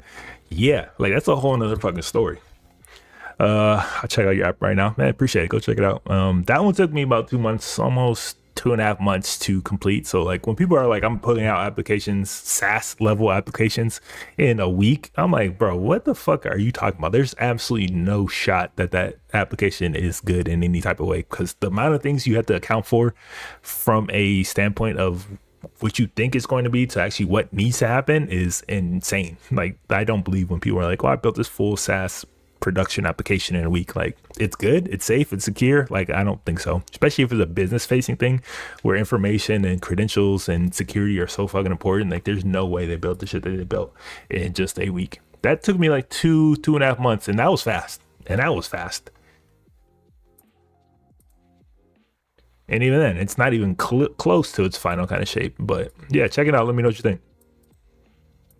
All right, I'm just trying to figure out where this is. Oh, it must be here. Confirm.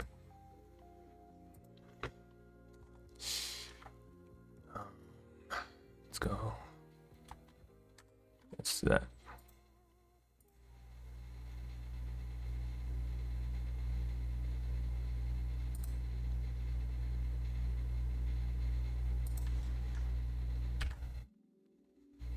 Thank you.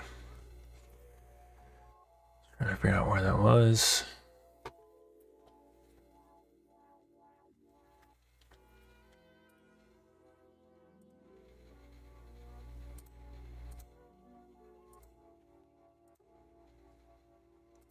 All right, cool.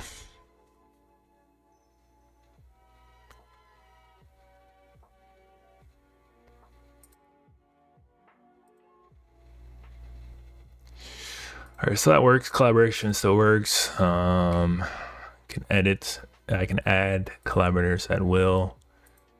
Keeps account of active ones and pending as well, so I can't go over the limit. So I can't add more than 5. I can still remove collaborators. For example, let's come here, let's revoke that, and let's make sure when I come into this account, select a collective, should not see that notification, and I don't. But I can go back in, probably re-add them. So let's try that right now. Add them as a collaborator once again. Add, save those changes. It should. Nope, so I'm about to clean that up. For whatever reason, it's not. I think I know what it is too. Let's try this. Yeah, so there's a guard that I had for my post collaboration collaborators that you cannot add a user who was already removed. But because this is completely different and needs to be open, I need to remove that guard and allow anybody to be added or removed at any point instead of making it so strict. So, all right, let's fix that. And then one last thing, I want to fix this follow button. I don't understand what's going on with that.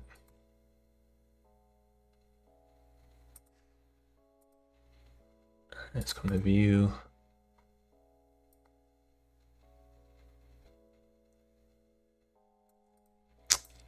Description. All right, follow button right here.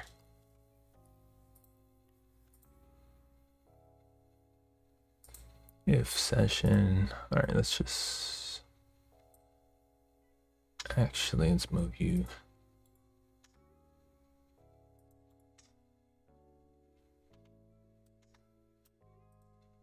Here. Delete you. Add a fragment.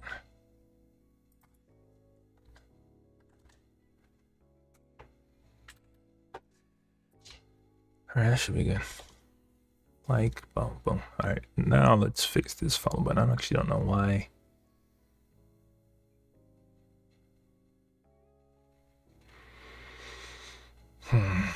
I don't want to do this.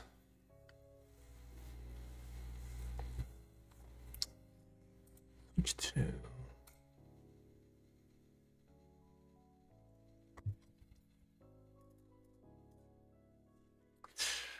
Chest lights. I love how simple your site is to navigate through, especially the landing page. Man, I appreciate that. I definitely put a lot of effort in terms of the UX. That is one application that pushed me the hardest in terms of user experience and intuitiveness. There's a lot of things I had to figure out in terms of like invitations and permissions and roles and how to manage everything and not to overload the user. So yeah, I appreciate that. I definitely put a lot of effort into the UX of things and like trying to make things as simple and as straightforward as possible. My whole goal is basically to build this complicated SaaS below the surface, but something that people can just understand right from the jump and like not need a ton of explanation of how to use it. So I definitely appreciate that. Definitely appreciate that because that was definitely a lot of work to figure out a good flow and feel for. There's one thing I will say, like in terms of like programming and development for me personally, I'm definitely a design first person. Like if I could see it in my head in terms of like designs and layout and look and feel, I think I can build it. But if I can't get a good picture of it, it's a little bit harder for me to build, but I'm definitely a design first. Even when I start building, like I need to like actually be able to see it functional. Some people can like code complete like bare bones first and then add development design later. I cannot do that. Even though I start coding and building it out, I need to see it at least starting to form a good look from the jump.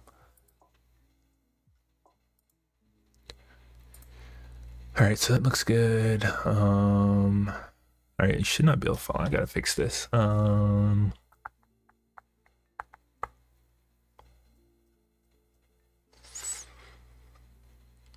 All right, let's figure out what's going on with this follow button.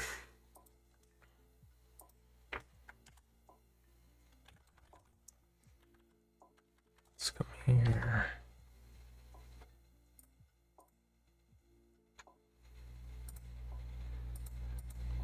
All right, follow button is here.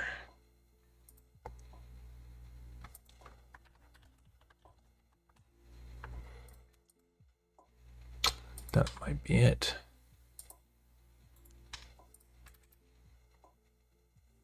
I think that is it.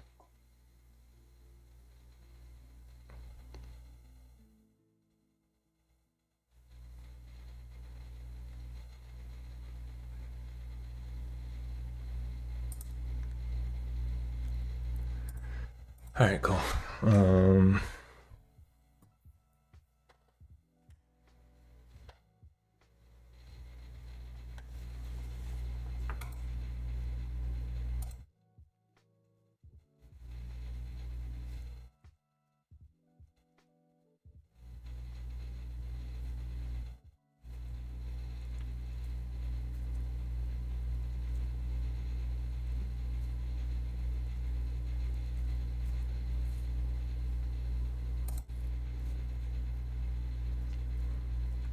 Route the follow action, if that should be, I don't know if that should be them.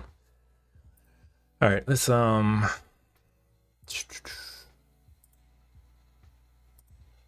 test him out. So now I have a collaborator in there, and if I go to my collections, it should show up in my personal profile collection feed, and it does.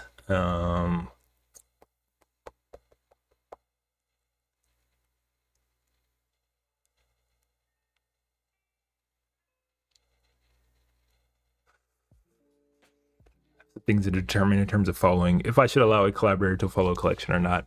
It's a good question. It's a good question. I don't think I should.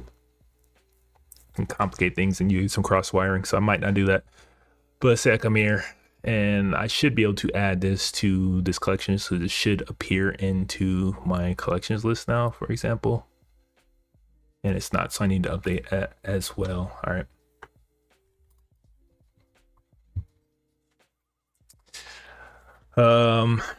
Chest lights, keep my brother just sub. This is such a chill stream, man. Appreciate the sub, man. Appreciate the sub. I'm on here pretty often.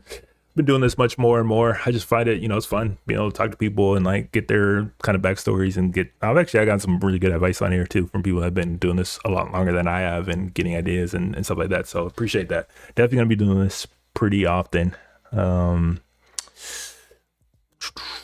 Michael, what up, man? I got caught on FaceTime, but yeah, as a producer, mostly doing writing, directing, physically bringing things together. I can do editing, but my company has a team for that. Okay, that's dope. That's dope. You probably don't know about me, but I have a website called livinglifefreelist.co that I've had for like over 10 years now. It's basically a media kind of company that it's like me, some friends. I got some writers, some photographers, where we cover a lot of things in the culture, especially film. I've interviewed quite a few actors and producers and screenwriters and stuff like that for that kind of site and things like that. So honestly, this is what this platform is for kind of creatives and labels and studios and stuff like that. So yeah, man, I might need to check you out because that's what we do. Like on my side, outside of all this stuff, the website that I've been doing for the longest has been Living Life First, and that is covering actors and writers and filmmakers and screenwriters and musicians and artists, anybody in the kind of creative field. So this is what this platform I'm actually working on right now is for, to extend that even further. I have some friends that are producers out there in California and Hollywood right now as well, and some directors and stuff like that. So that's dope. That's dope, man. When it comes to game, I started with The Sims, Animal Crossing, Pokemon type RPG. Civ is pretty cool too. Yeah, Sims was a big one for me. Sims was huge. I remember getting it for Christmas, like back when I was like in elementary school, maybe something like that, and it just kind of blew me away and like opened my eyes to a lot of things. So Sims was huge for me as well. Nowadays, you play Valorant, which is very different. That's just like once in a few months. Yeah, I mean, the only other game I play right now is probably Helldivers. Honestly, Helldivers and Diablo, and Helldivers is kind of like my comfort food right now. Don't need to think too much. Just go kill some shit and have some fun. Which platform do you prioritize your stream on? Do you have a bigger following outside of YouTube? So I stream to all three because it's pretty easy to do these days. But I would say my biggest probably following and most active community right now is definitely YouTube. YouTube is definitely the best in terms of like pushing my live streams to people. So YouTube is probably one that I get the most action from. You get the most people in chatting here from YouTube. I get some from Kick and some from Twitch, but mostly YouTube right now is definitely probably the biggest. Not even probably, it definitely is the biggest kind of platform for this. And Chess Lace, am I gonna watch Game 7 of the Western Conference Finals first? Yo, absolutely, I'm definitely locked in for that. I actually have some friends that play for both teams, so I'm definitely locked in, and I don't know. I'm definitely interested. I have no idea who's gonna win it. I think it's 50-50. I think it's a toss-up. It depends on a lot of things, but it should be a good game. I'm hoping it goes like down to the wire. I hope it stays close. The last thing I hate when game 7s are absolute fucking blowouts by like 20-30. That's not fun. Like, I'm trying to see like a fight to the absolute end, and I think we might get that.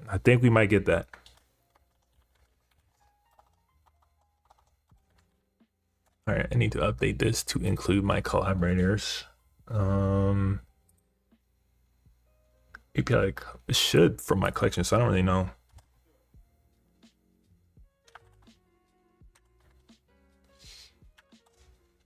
Why it's not pulling that. Collaboration is here. Okay, so this needs to be updated.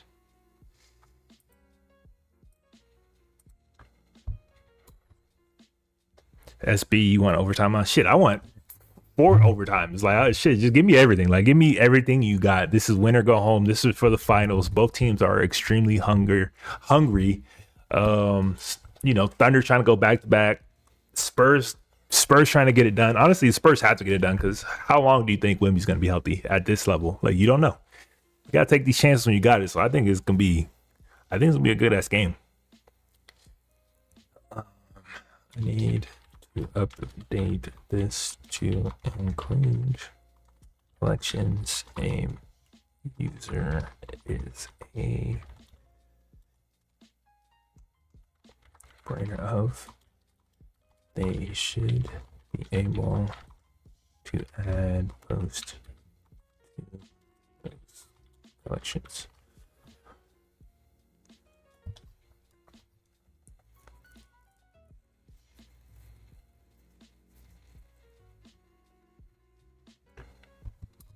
I mean, I don't know how many of y'all watch baseball, but I've been getting to baseball a lot recently. Like that last World Series, Game 7, extra innings. Like, that's the type of level I need. That was a good ass series. Obviously you got the Heat Spurs, which kind of was a blowout. Wasn't that great. Game 6 was way better, but Game 7, Cleveland versus Golden State, like, just those moments, man. Like, absolutely amazing. SB, no, I don't watch baseball, man. Hey, you might be surprised. You might start to get to it. If you go to like, I don't know where you are, but if you start going to like live games is what really got me back into it. Going to live games, them shits, it can be lit. I ain't gonna lie. Only NBA and football, soccer. Okay, I'm not a big football fan. American football, but football, not that big. I've been to some cool games though. I've been to like, Inter and Napoli and PSG, Roma and stuff like that, but I can't say I'm the biggest fan. Michael, what's my favorite film project I got to engage with on LLF? Ooh, that's a good one. Personally,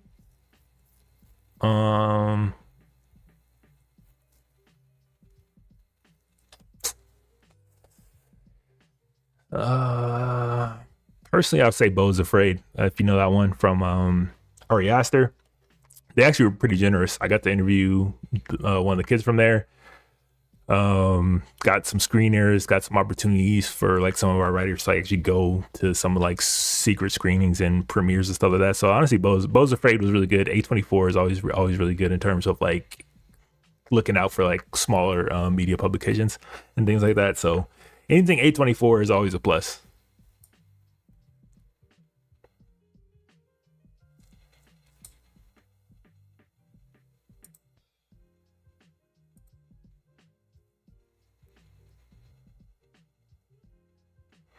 SB, I don't think there's baseball in London. Nah, but y'all actually do have a world, what do they call it?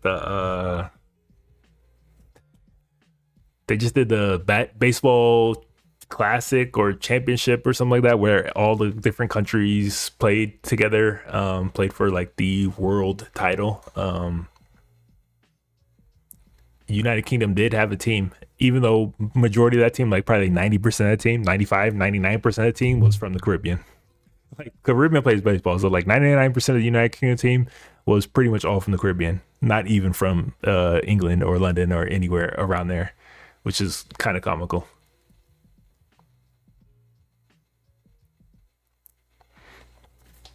Michael, I haven't seen the A24 movie yet, but I do like a lot of the films they put out. I will say it's a mind fuck. I will say you have no idea what you're getting to with Beau's Afraid. Like that is one movie to this day I still think back like, now what the fuck did I just watch? You know, in some good ways and some bad ways. Ari Aster is a wild man, and that was a wild ass movie. I like Ari Aster a lot. I think Hereditary might be one of my favorite horror movies of all time. He just had some wild shit though.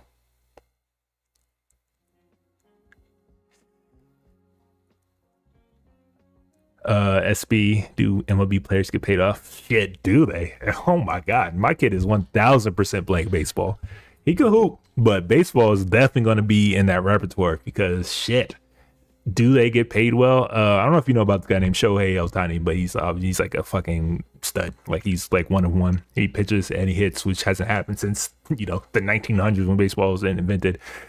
He literally just signed a couple years ago. This is like his second contract, by the way. He signed a 10-year 700, or maybe this is his third contract. This is his third contract. He signed a 10-year $700 million contract, or was it seven? It might have been a 7-year, $700 million contract, something like that. Something where you're getting damn near $100 million a year to play baseball. So yeah, MLB players get paid very well. Obviously, that's the top of the top of the top, but it is a career that you can play for a long time. And some guys have gotten like 6, 7, 8 contracts before they're all said and done. Yeah, you get paid very well if you are a good player. I don't even think he's the highest paid anymore.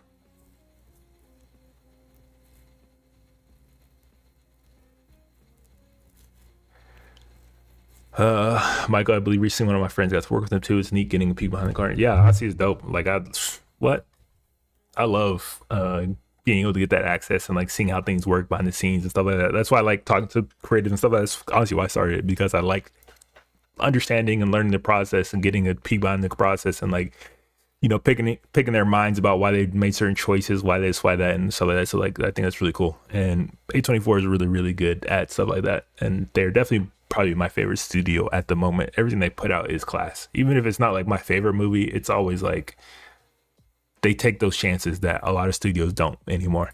And it pays off for them.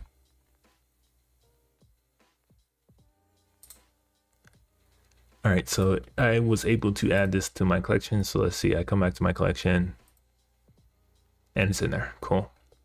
And I had set up notifications, so I should be able to see this, that somebody added this to the collection. And they did not. All right, so I need to clean that up.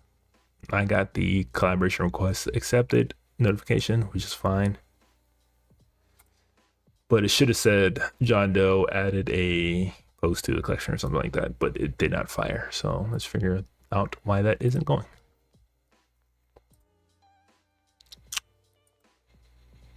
So a couple things to fix. Okay, come to my notifications.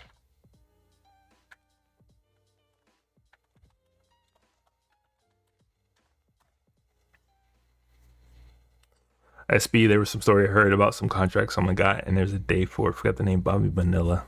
I don't know Bobby Bonilla. I know there's players that have literally retired for like almost 10 years that just every year they get like 1 point something million because that's how long their contract was.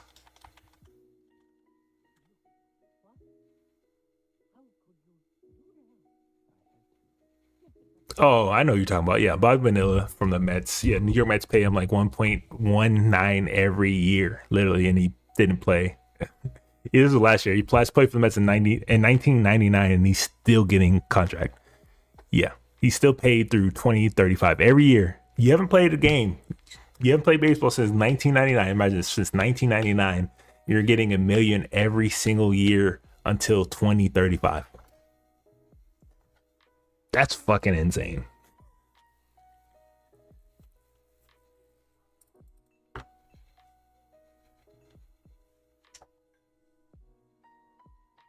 And he's not the only one. There's a lot of guys that get crazy shit like that. I mean, I respect it 1000%. What's up, boy? Juan Soto. He got an insane contract as well. All right, so Juan Soto just played for the New York, just signed for the New York Mets. He signed a $765 million contract.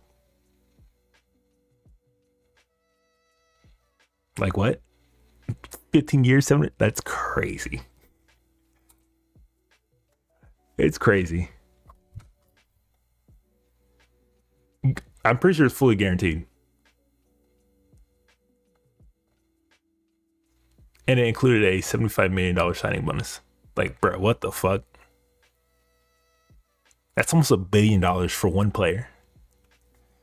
It's crazy, bro. Football numbers is crazy. I mean, baseball numbers is crazy. People don't understand that, like, especially not from out here. Like, they still make a ton of money, and its owners be pulling out the bag.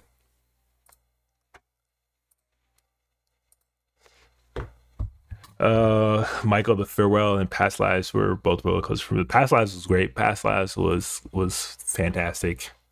Some of my favorite A24 movies. Let me think. Everything, Everywhere, All at Once. Room was really good. I think that was the first one that actually won an Oscar for. Iron Claw was really good. Midsommar was a wild ass one. Obviously, like X. You got Moonlight, Lady Bird, Hereditary is definitely up there for one of my all-time favorites. So like they got a crazy run of movies. You really look at their movies, it's like, damn, they really be producing some shit. SP, that money is nuts, bro. It's crazy. Baseball is crazy, dog. Like, I know football players get paid a lot, but them baseball players, they be living good and for 15 years. And that's Juan Soto's third or fourth contract. So on top of every other contract he's got, he's adding that on top of it.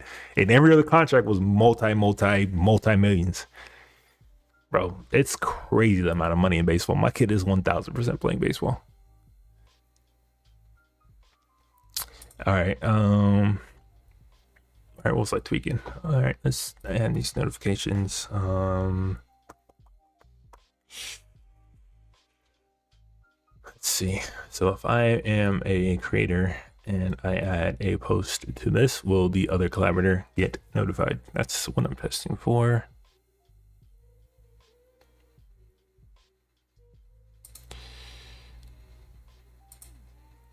All right, so I added it. Will I get that notification as a collaborator?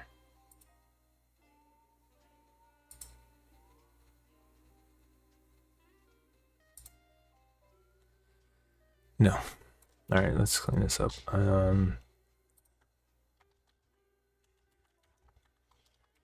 Aren't being sent when a post is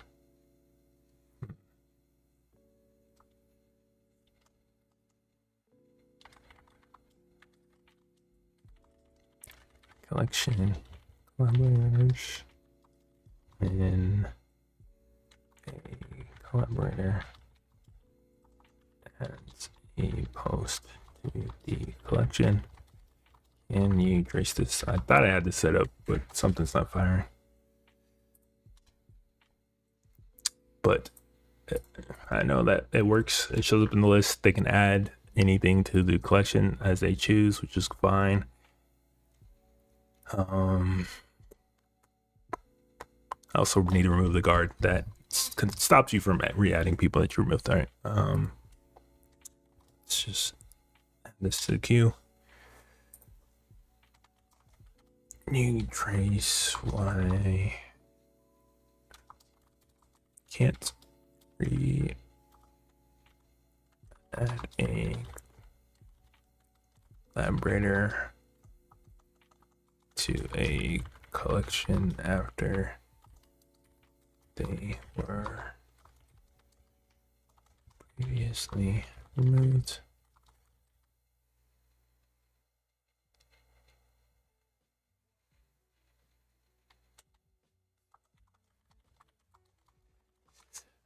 Let's run this check.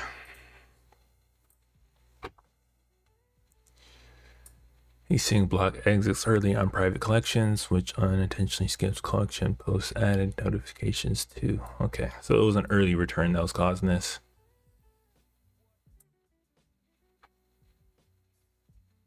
But it wasn't private, so it shouldn't have.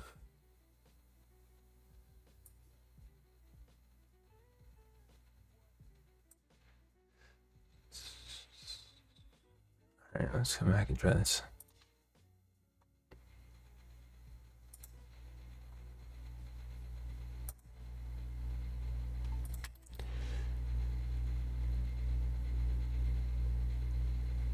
All right, so I remove that, and then let's come back.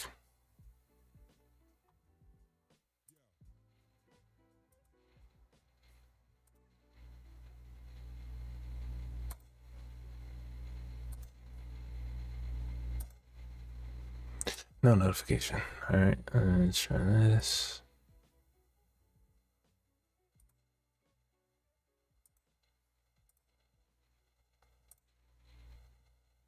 It's in here, but let's see if we get notified. All right, so that's the one way. So I need to increase that to include the post collaborator. Added a post to. Added a post to this. All right, let's come here. Let's clean this up.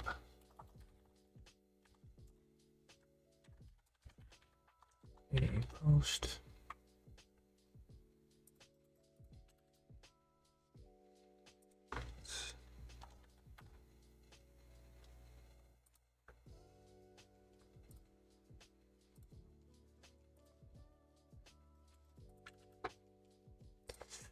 I found your collection, added a post to. So I get that notification. Let's see which posts added to the collection. Cool. Needs to. Let's first clean this up. Notifications need to be sent to the collection owner as well when a collaborator adds a post to their collection. But no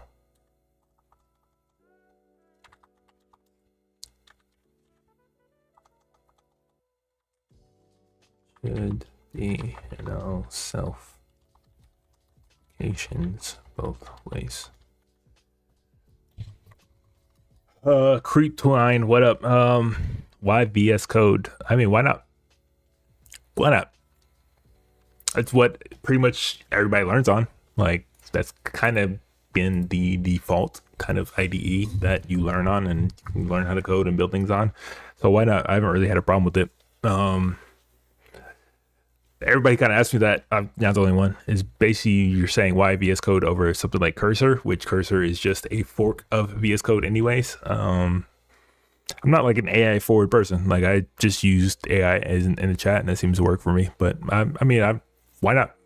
What's the difference between VS Code and other ones from your kind of perspective? All right, so owner gets notified when a collaborator adds, so this should work. Let's come here.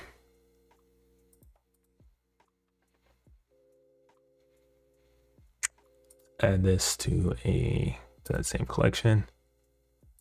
Just make sure it's in there. It's back to the owner, and I get it. Should get the notification. Added a post to. Cool, and then it should filter out when I go to add to collections.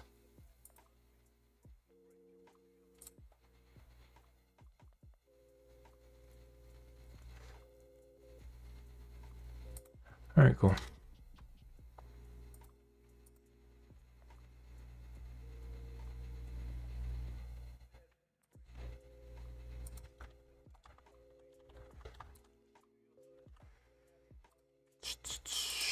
Let's just do that.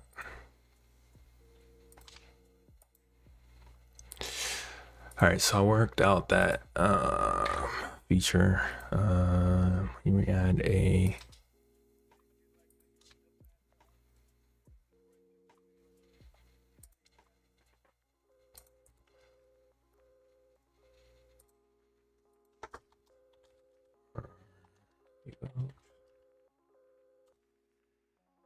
All right, last thing I need to do test. Let's go and do my collections again. I go to edit. Say I revoke this person. They no longer have that collaboration. Let's come here.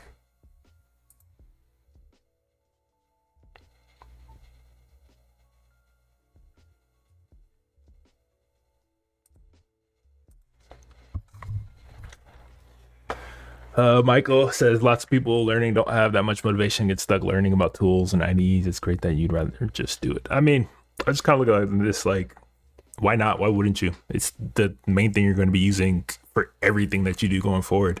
And I feel like if you take the time to learn it well the first time, you don't have to worry about it anymore. And you have such a good foundation. Like I'm definitely the person like I need to learn it the first time. Like I need to learn how to do it myself first time. And then I'll start like using all these different tools and automations, things like that. But if you have such a good, strong foundation, it just makes learning future things so much easier. And I just don't have any issues when you start learning these things. So like, try not to skip steps. I try not to skip steps. I'm still very much an old school way that I feel like you need to learn how to do things yourself before you start handing things off to tools. It will just make you so much better. I can't work like that. I would just honestly get I'd get a little frustrated, honestly. Like it's just not a way I learn. It's just like obviously like AI makes so much easier to skip foundational things and like learning all the steps, but I just think that makes sure your understanding and just everything that you're building just so much weaker if you don't have that good strong foundation. It's pretty easy to learn, honestly. It's very easy to learn these tools. Just do it. Just take the time out and do it. All right, so I removed him. I don't get the notification anymore. Now I should be able to re-add them. Let me come back here. Switch my personal account.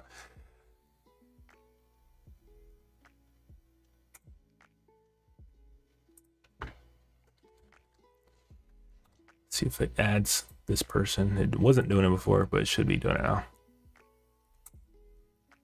And it's still not. All right, let's figure out what the fuck's going on.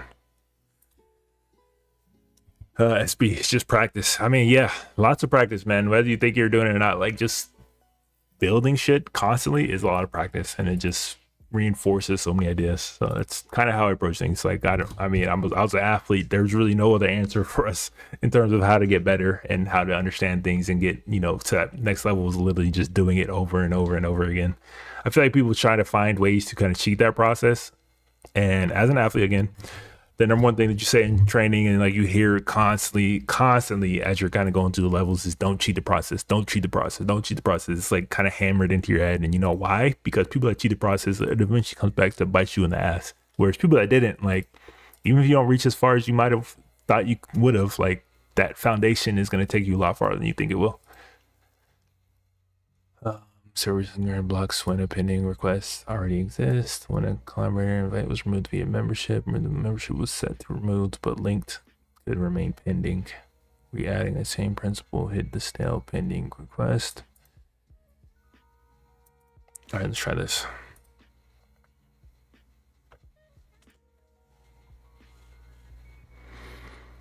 Michael, a lot of people I knew before really like to use IDs by JetBrains like IntelliJ, but they're pretty pricey. I don't have any experience with AI focused IDs though. I've used Cursor a little bit. That's pretty much kind of the way everybody is kind of saying to use these days in terms of like, why aren't you using Cursor? Why aren't you using Cursor? Like, well, I haven't really felt the need to, but I have used Cursor. It's good. I mean, it's fine. Like, it's pretty easy to learn and understand. It's literally just a fork of VS Code. So like, if you understand VS Code, it's pretty easy to like kind of get into Cursor. It's just, I'm just so comfortable with VS Code already. It's just like, I'm not understanding why I would use Cursor outside of like vibe coding an entire application. That's the only thing for me. And I'm not vibe coding applications unless I'm, working for somebody else. If somebody's like paying me to build something and they want it as fast as done, I will vibe code an app 1000%. But for my own purposes, my own projects, like I'm not vibe coding everything. So like I don't use Cursor, which is kind of locked into specific models as well. That's another reason why I like using VS Code is that I can switch models pretty, easily in terms of what I want to use. I know other ones can do as well, but I already have GitHub Pro, and it already integrates extremely well with it. So I just stuck with it. Cheating the process just makes everything longer. Yeah, people don't understand that. People don't understand that. It might work in the short term, but trust me, you're making it so much harder and so much longer than it should be. And you're probably gonna have to go back and learn that shit anyways. And it's gonna be much harder to go back and learn that way because you've already kind of cheated the process and like have to unlearn some things than to just learn it the right way. I'm definitely the type of person, like I would rather learn things the right way than have to come back later and unlearn bad habits. The hardest part to do anything is to unlearn bad habits. Another thing they say in basketball and any sport is like, don't build bad habits. Like literally, just don't build bad habits. Why would you build on shaky ground? All right, so this is here, and I should get this notification. Cool. Now, when I remove them, I should still be able to add them again. I don't understand why I can't. Revoke.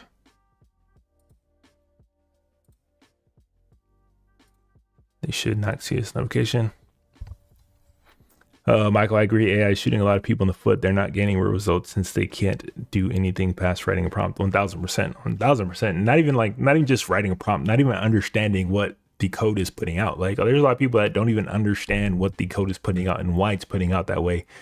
And if you understand the code, honestly, like if you understand the code, especially beginners, and you start like building things with vibe coding, you're gonna catch some shit where you're gonna be like, bro, why did you do it this way? Like, why are you doing this? Like, this is not safe, this is not secure. Why did you choose to do this? Like, you're gonna have some questions about why it does certain things. But if you don't have that base understanding of how to do things the right way, you're gonna like just grow with it and go find some long-term issues that you won't be able to trace in a very easy manner. So like, I've always just been like, man, just learn it the right way the one time. Honestly, it's a one-time thing. If you learn it the right way one time, you don't need to like continue run into that same fucking issue over and over again. But people would rather like just skip that whole process and just go to the end.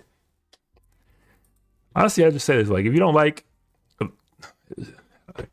get this question a lot, especially for like kids and stuff that I train and stuff like that. They'd be like, how do you become a pro? How do you become a pro? I'm like, bro, if you don't enjoy the process, you will never be a pro, because the process is 95% of it. And the process is like practice and learning and just doing the mundane shit over and over again. Because when it comes time to actually build something, or actually comes time to actually play at that level, that's when it's going to come into play. So like, if you don't love the process, it's the same way for me to program. If you don't love the process of programming and then if you don't love the process of learning things, then this might not honestly be the field for you, because it's like constant learning thing. There's always new shit that's popping up, and there's always new problems. There's always new things. Like if you don't love the process of that, I don't understand how people can actually get into and enjoy coding.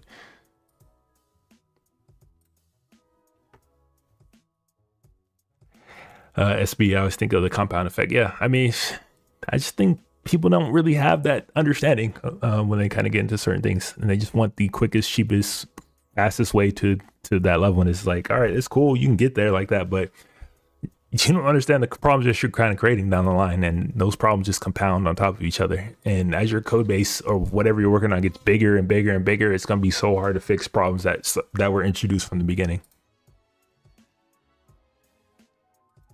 All right, so I should be able to add this person again. I don't understand why I can't.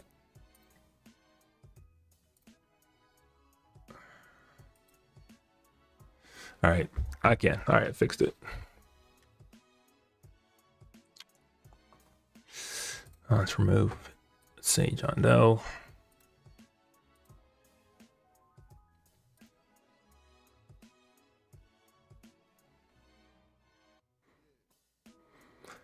All right, now I can't. I should not be able to add anymore. Let's say, for example. All right, cool. It's not there, and I go to my collections. Not there. All right, so that works. Now, one of the things I need to test.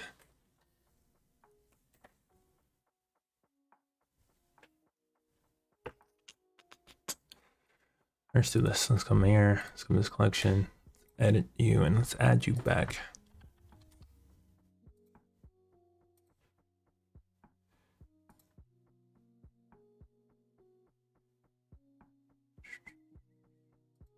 What else is in here? let's switch to here. Just make sure my collective/org is able to kind of add as well to collections. So let's come here, accept that. Let's go to collections. It should show up, and it does. I'm gonna need to clean this up as well to add a leave collaboration. You should not be able to delete, and you should not be able to edit. So I'll need to clean that up. But let's come here. Cool. So it shows up in the list as well for orgs. So if I come here, I should be able to add.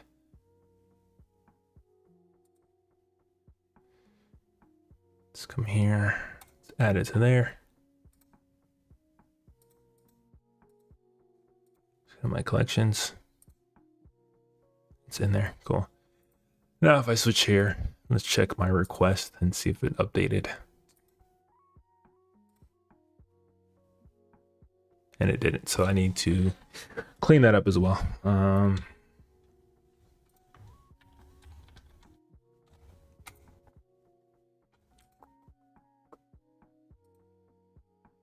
right, let's clean this up.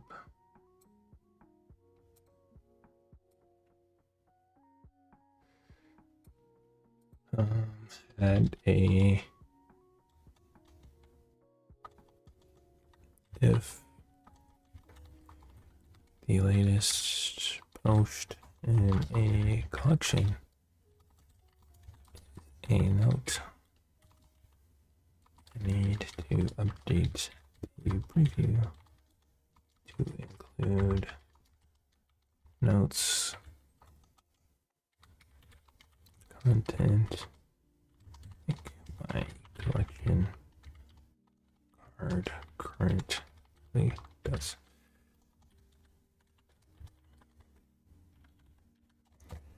All right, so I don't want to, again, refactor. It's just a ton of refactoring. Basically taking my old setup of my collection card. If I come here and I, for example, let's come here.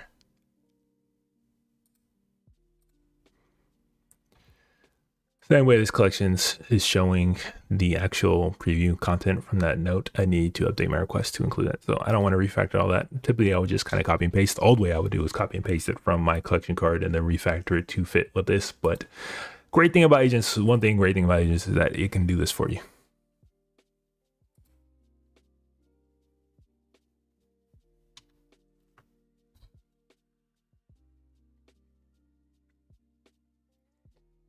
All right, so I should see in my request now, it should have that proper. All right, it does, but it needs to be cleaned up. Let's come here. There's my other note. White space, pre-wrap. Hateful.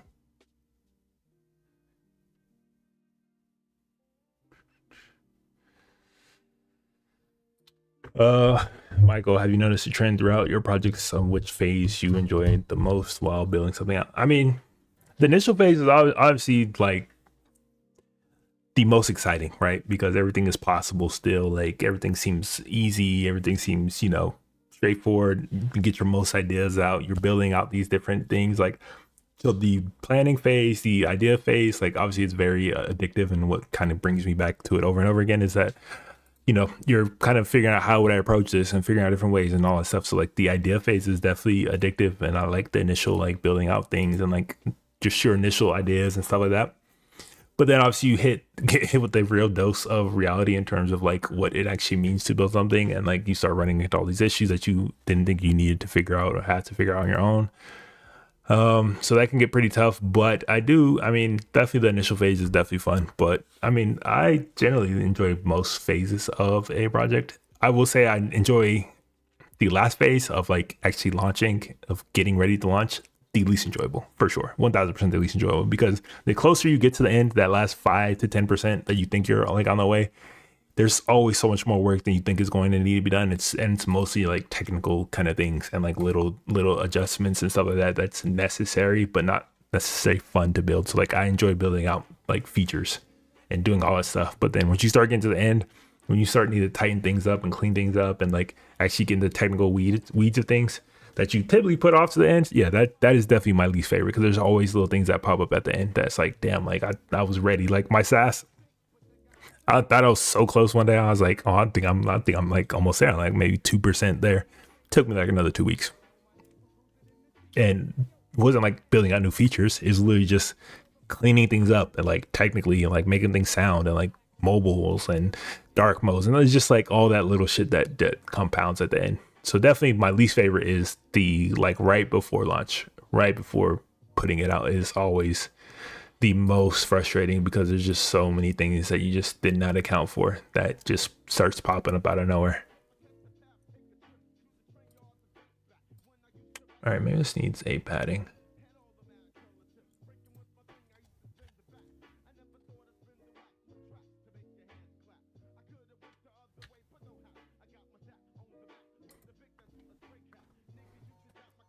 Uh, Kui, what up, man?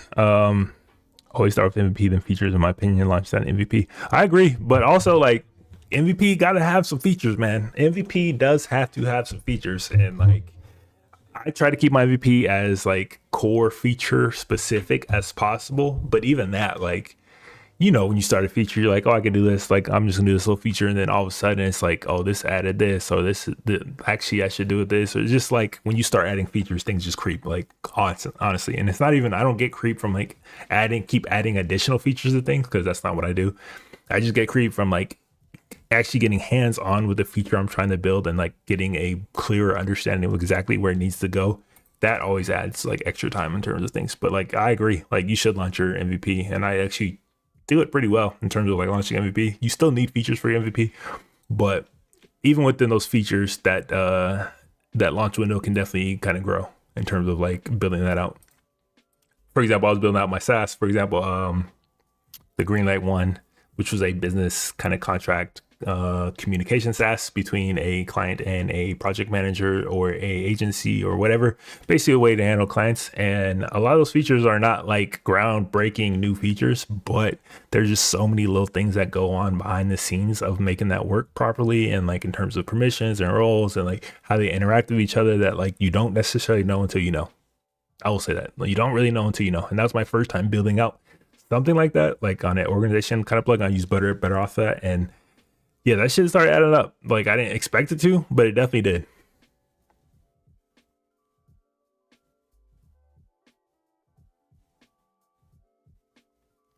Michael, it's great seeing interactions starting to come together. I think with each project, you'll learn how valuable planning and system thinking is through before typing anything. 1000%, 1000%. Kui, that's why you start with MVP spec and stop, and don't ever engineer launch and then polish harder. I mean, yeah, I agree, but I was able to launch that SaaS in what, like a month, 6 weeks.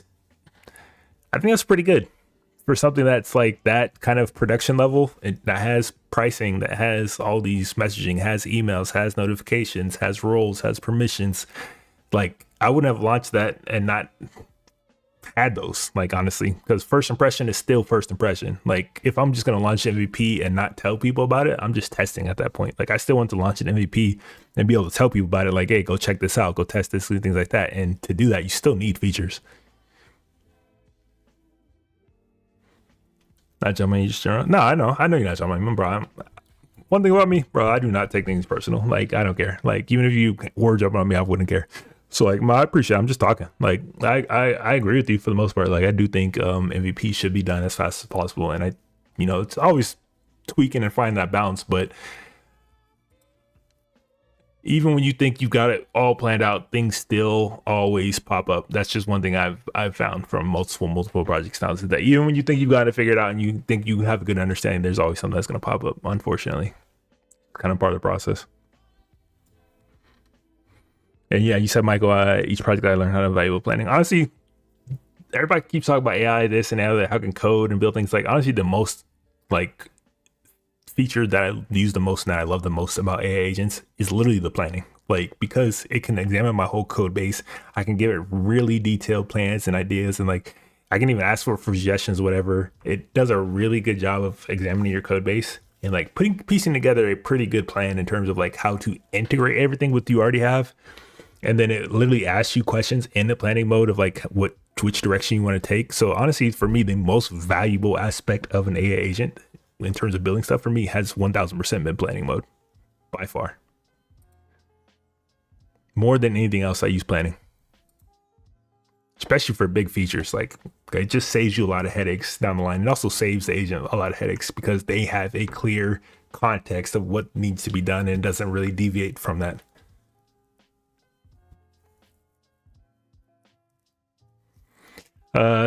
Kui, some of my guilty pleasures watching YouTubers now code and vibe code. I'm hoping the community switches from vibe coding to creating great software with the help of AI. Honestly, I think it's already happening. It's already happening. Because I've had conversations. I've actually been to a couple of vibe coding meetups out where I live, just kind of just see what people are doing and talking about. And it's already starting to switch because vibe coding is, if anything, it's pushing these people to learn how to code because they're running into problems, they're running into issues that they're having to go figure out on their own, even with AI. So like, it's low key pushing them to learn how to code and program as well. So then once they start doing that, they've already kind of started to rely less on AI fully, but also just starting to code and build alongside of it. So it's already kind of happening. It's already kind of happening because there's a lot of issues with vibe coding that you just will not be able to understand or fix or just maintain in a real way without actually understanding coding programs. So it's already kind of starting to push people in that direction. Or they give up, honestly. But for the most part, I do see it. It's kind of like shifting. Like, you're definitely shifting. That whole hype, you don't really hear it as much as, like, I remember when it first came out like a year ago, where everybody was like, oh, I vibe coded a mobile application. I'm making, $300,000 a month. Like, come on, bro. Like, I vibe coded that in 2 days. Like, it's shit like that. Like, you don't really hear those stories anymore. And you know why? Because, yeah, like, you might have, but what happened after that? Like, there's always things that happen after that. Like, coding is not people think building a program is just like a one-time thing. It's absolutely not. And I think a lot of people, normies that aren't involved in tech and programming and stuff like that, are starting to figure that out, that, oh yeah, there's a lot more that goes into this shit than they initially imagined. And I'm not, I came to this not just code. Like, I understood quite a bit of coding, and even when I started building my own projects, I was like, damn, I was personally still surprised about how much was actually having to go into this whole process. So I can only imagine coming from that, like, completely not understanding anything about coding or tech or programming or computers or shit, and then just building an application. Yeah, stuff like that. It's like, it's low-key happening. It's low-key happening. You just gotta wait it out. All right, so I got that request. Let's accept that request. Now I'm gonna come to my collections. It should be there. It is.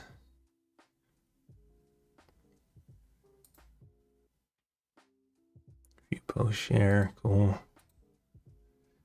Did those work? Still, context window still work. Which is good. I should be able to add now. And I can. Cool. Cool.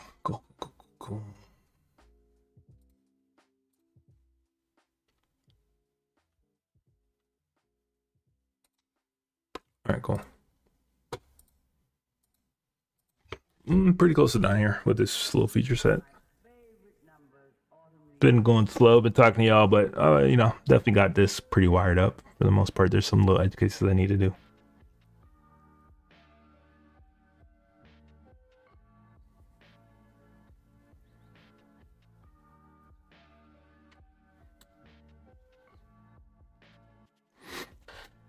You said Kui, launching any software is 10% of the work, pushing any commit is 10% of the work, the 90% of maintenance, that's for humans. So the numbers are probably more 2% to 90%. Honestly, I agree. Like, people don't understand that. Like, especially if you want to stay up to date, you want to build out new.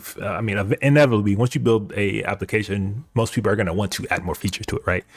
And to do that in a correct manner, and like maybe returning to it a year later, like, it's gonna be hard for it to be correct context. And if you don't even understand your code base, it just sounds like a fucking nightmare to me, honestly. So like, 1000%, like, people are starting to learn that, and like understanding pipelines and CI/CD and like understanding hosting and like where to put things and like servers and backends and things like that. It's pushing people to like learn this stuff that are actually committed and want to do this. So honestly, they're low-key becoming coders and programmers themselves, like maybe on a good level, but they are learning enough to like to know what they should be looking for and stuff like that. So like, other than that, like, I've had people that just fully gave up on it because there is a lot of work. Like, it is a lot of work. People think it's so easy, but it is a lot of work. It's the same thing with like launching a business. So like launching a SaaS. Like, I've had so many people like, I'm just gonna launch a SaaS. I'm like, that's cool, but you still got to promote it. You still got to set up marketing channels. You still got to like set up the business side of things. You still got to like, there's so much more work to things that people think it is. People just think AI is just going to do everything and just run a business with AI. It's like, bro, it's not that easy. It's really not that fucking easy. Michael, I have a lot of work-life balancing to figure out, but I'm looking forward to when I have time to code more. Yeah, it's always a balance for sure. It is always a balance. But I will say, like, since I was coding before AI was even a thing, and like coming back to this and coding with AI, I enjoy it. I enjoy it because some of the things I built would have taken me a year, months, 6 months, 7 months, like to build out, because there's so many different things you need to account for, keep memory of, and like connect and make sure things are, so it's just like not having to like have that all in my head at all times, and like almost focus more so on the feature set than actually the just code and technical aspect has definitely been much more of an enjoyable thing for me. And I think it's gotten me back more into coding than I probably would have if I didn't have all this, quite honestly.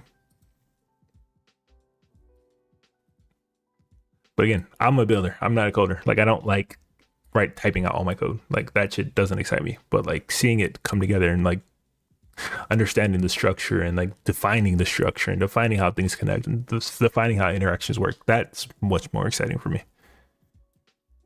All right. So that works. So all right, so a collaborator can be added, removed. Collaborators can add, post to collections, and remove. Once they're removed, they can no longer access that. That works. I need to gate editing and deleting. And then I also need to gate following, quite honestly. It's just make it easy.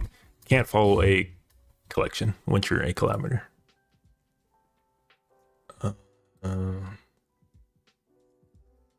Here's my avatar stack.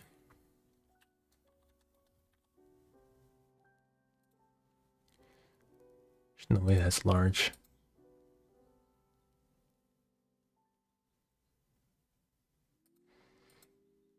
There's no shot that's large.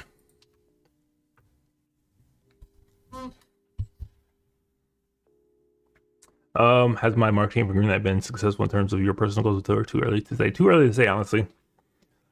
It's been mostly like personal, I wouldn't say marketing, just personal connections and reach out, stuff like that, because it is still like I still was doing some testing and things like that, so I didn't do a full thing for it. But it's been mostly personal. But I have a full kind of marketing guideline.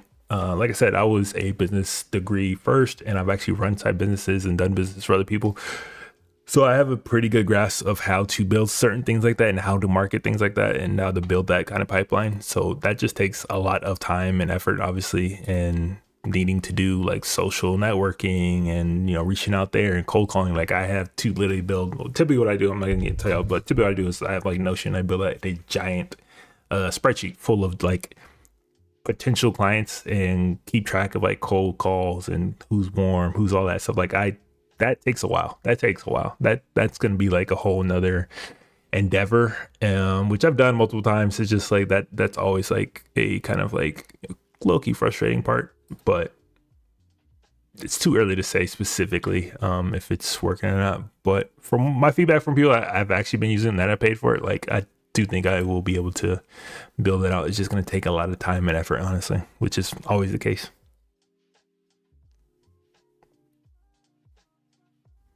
All right, why isn't this large?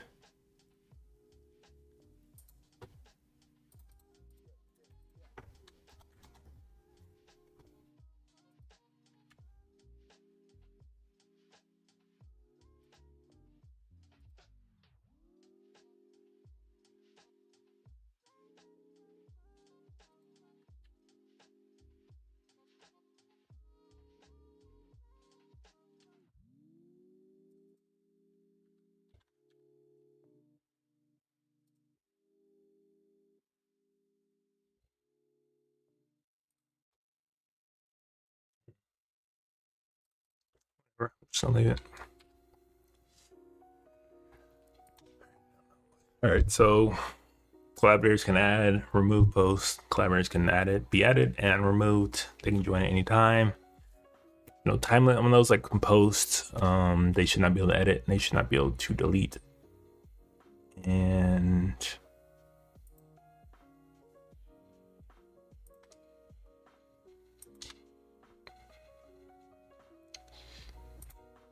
all right, and then this leave collaboration launches. All right, come here. This you. No, it's collection.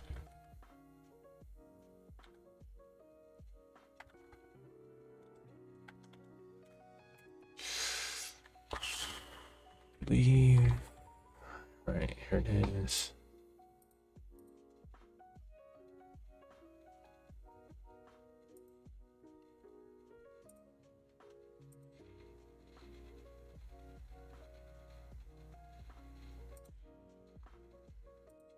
Let's place you here. Place you here.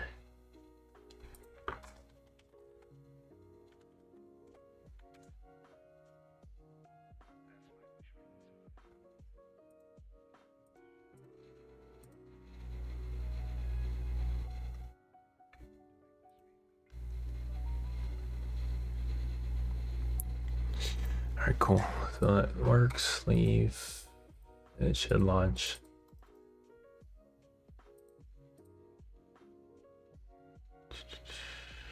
Let's go. Yeah.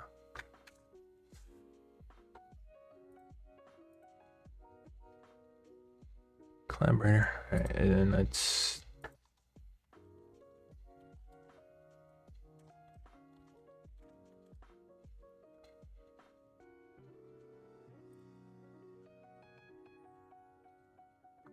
I'll probably need to reduce some of this down to one component because this is used in multiple places, but we'll leave it for now.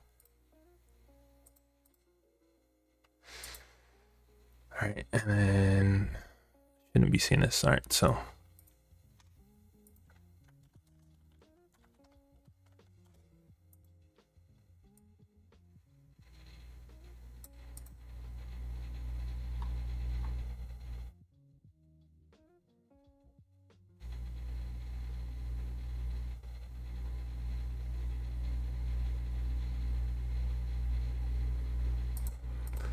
Collection order, options menu. Why does this look so different? All right, here's what I gotta do.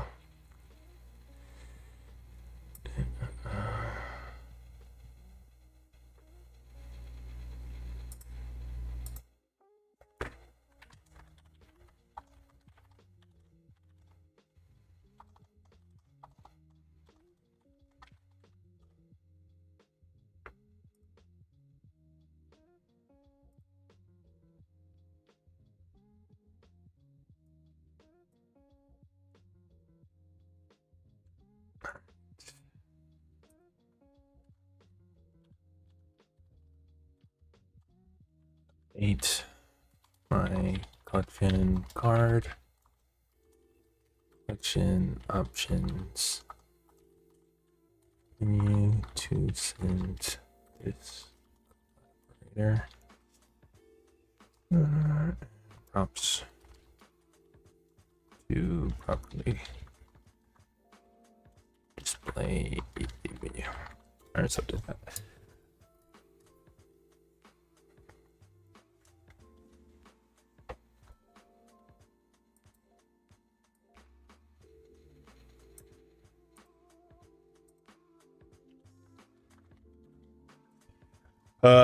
Michael, have I checked out Parallax? Is that the new one? I did see that there's like a recent trailer for something that was just came out. Look.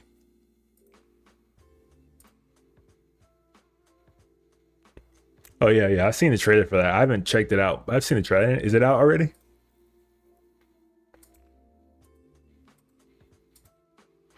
It's kind of amazing to me that there hasn't been a true Sims competitor after all of these years. Like, people love the Sims, but people also have a lot of issues with the Sims, me included. There's a lot of problems with it, and it's kind of surprising that nobody's been able to make a true competitor to that, or even the Civilization, honestly. Same thing with Civilization. Like there's been a few kind of games and stuff, but never to the same level. And it's like I don't understand how people have not been able to build a better version of that yet. All right, updated this. All right, cool. So now it should be my collection's different. It's not though.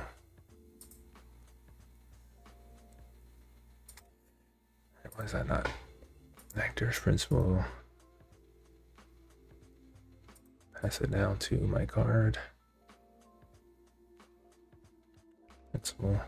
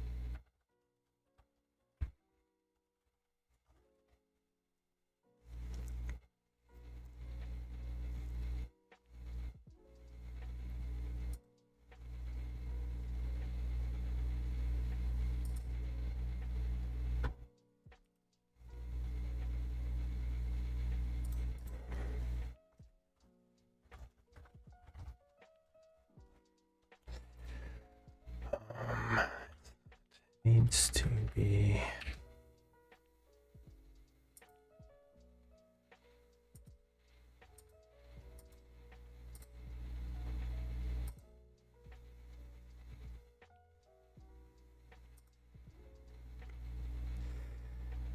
can't leave.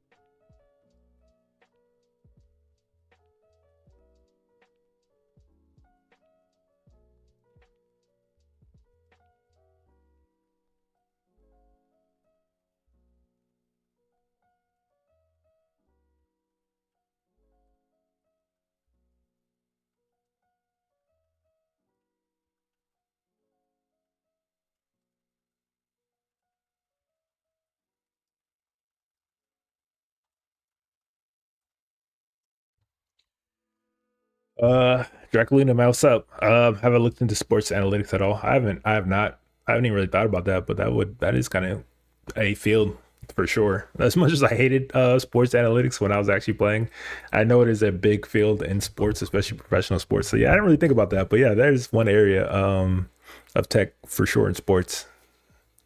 Good suggestion. Might check it out. But I actually am building something right now with a new kind of there's like a new sports facility that's starting to pop up called Twitch Den that's been popping up all over the place. It's kind of like a I don't know, it's hard to explain, but they're doing some things over there and potentially be building like an application for them in the future. So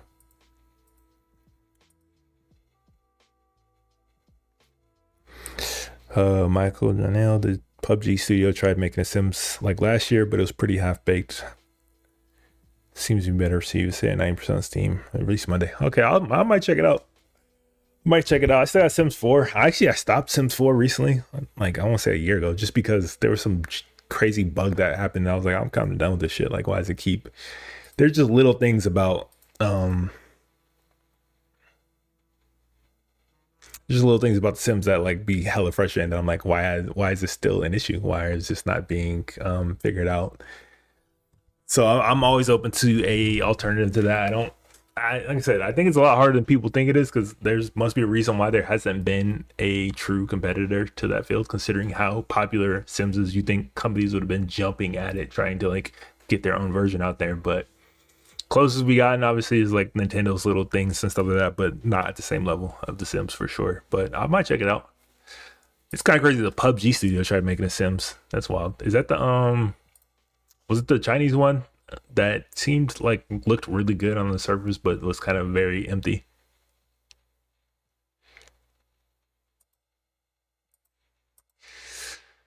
All right, so that works there. I don't know why this doesn't work other places though. Let's search. Let's go to test.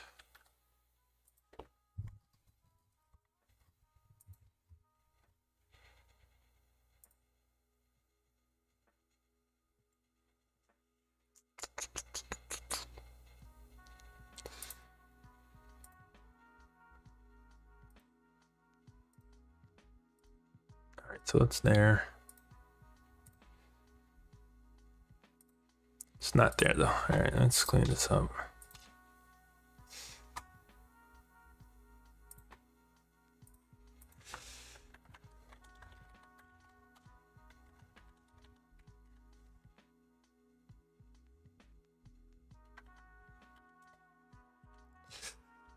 Search collections. All right.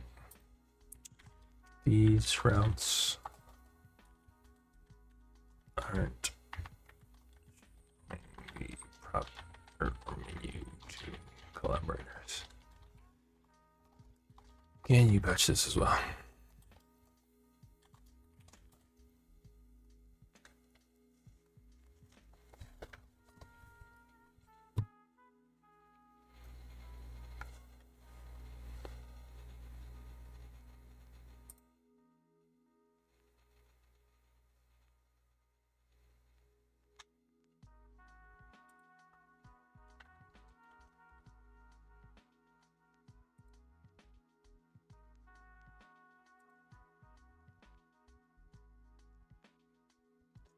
You say, yeah, it was that studio, I believe it's called Crafton, Embracing Korea, but yeah, they kept showing off some fluffy cat and a lot of immersive graphics. Okay, yeah, I remember. I was like, it looks good. Like, graphically, it looks good. A lot of those games over there be looking good, but like, under the surface, there really ain't much there. So it felt like that to me, so I never really took it seriously, but I know graphically it looked really good. I just looked it up. It was, Inzoi, whatever it was called. Yeah, I know what you mean. Like, it looked great on the surface. But it's just one of those that what they call vaporware. It definitely looks like vaporware more than anything. I mean, one thing, I used to be a big gamer. I used to be a big gamer, but as I started, going into my professional career and then doing other things like businesses and stuff like that, like it really took a backseat. Like I still very much up on the latest games and things like that. But when I be like working and you be coding for so long, like honestly, the most thing I want to do is just play some brainless numbing game that I don't need to think about too much. So I like find it really hard to play like open world games these days and stuff like that, which I used to love. It just feels like it just takes too much. If a game is going to take me like 100 hours to complete, I just can't. I can't even get the energy to play it, honestly. All right, why is this not showing up still?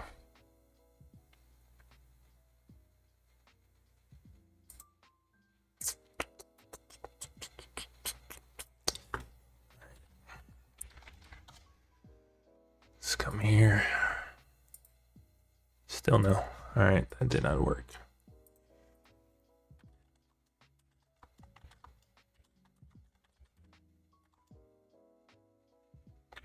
Okay, search is only showing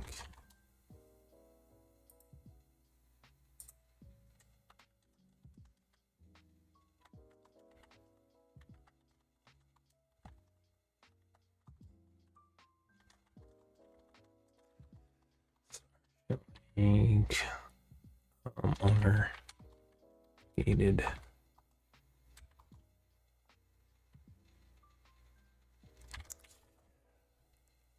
It's kind of annoying one, but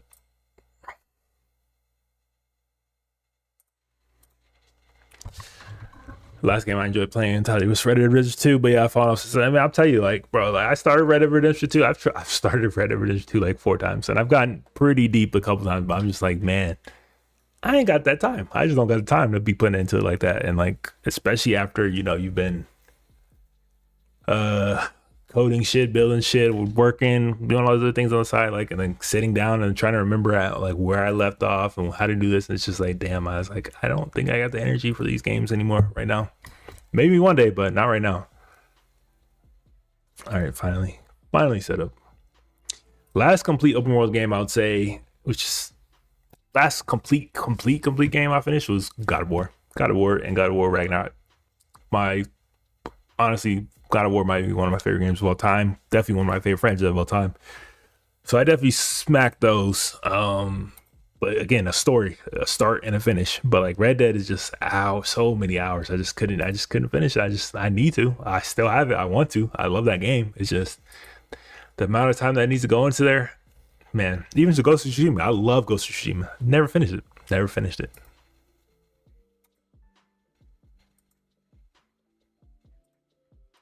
So then I always fall back on Diablo because I can literally hop back in 2 seconds and know exactly what I need to do. Go kill some shit, level up, rinse and repeat. Same Helldivers, hop into a mission, go kill some shit, have some fun, rinse and repeat. Like just simple shit like that, honestly. Returnal, same thing. Like, yeah. I haven't really fallen back into gaming like that, but I might. But right now it's just it's tough when you've been your mind and your energy don't feel like that same way. Just don't feel able to lock in, basically. All right, so that works now. Finally, let's go here.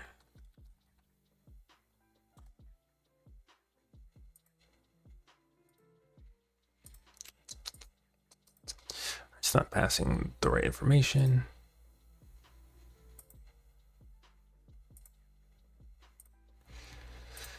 All right, cool. So that works. Come there. That works. Let me double check these routes with multiple.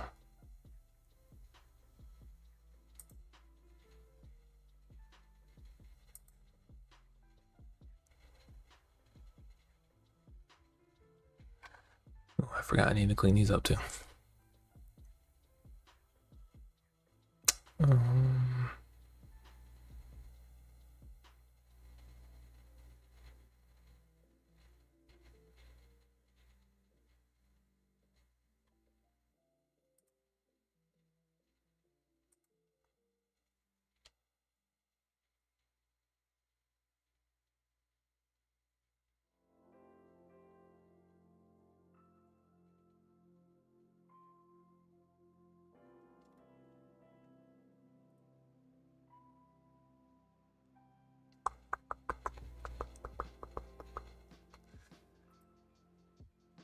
All right, yeah. All right, there's a couple areas I need to clean up. I'm probably about to take a little break, hop off here.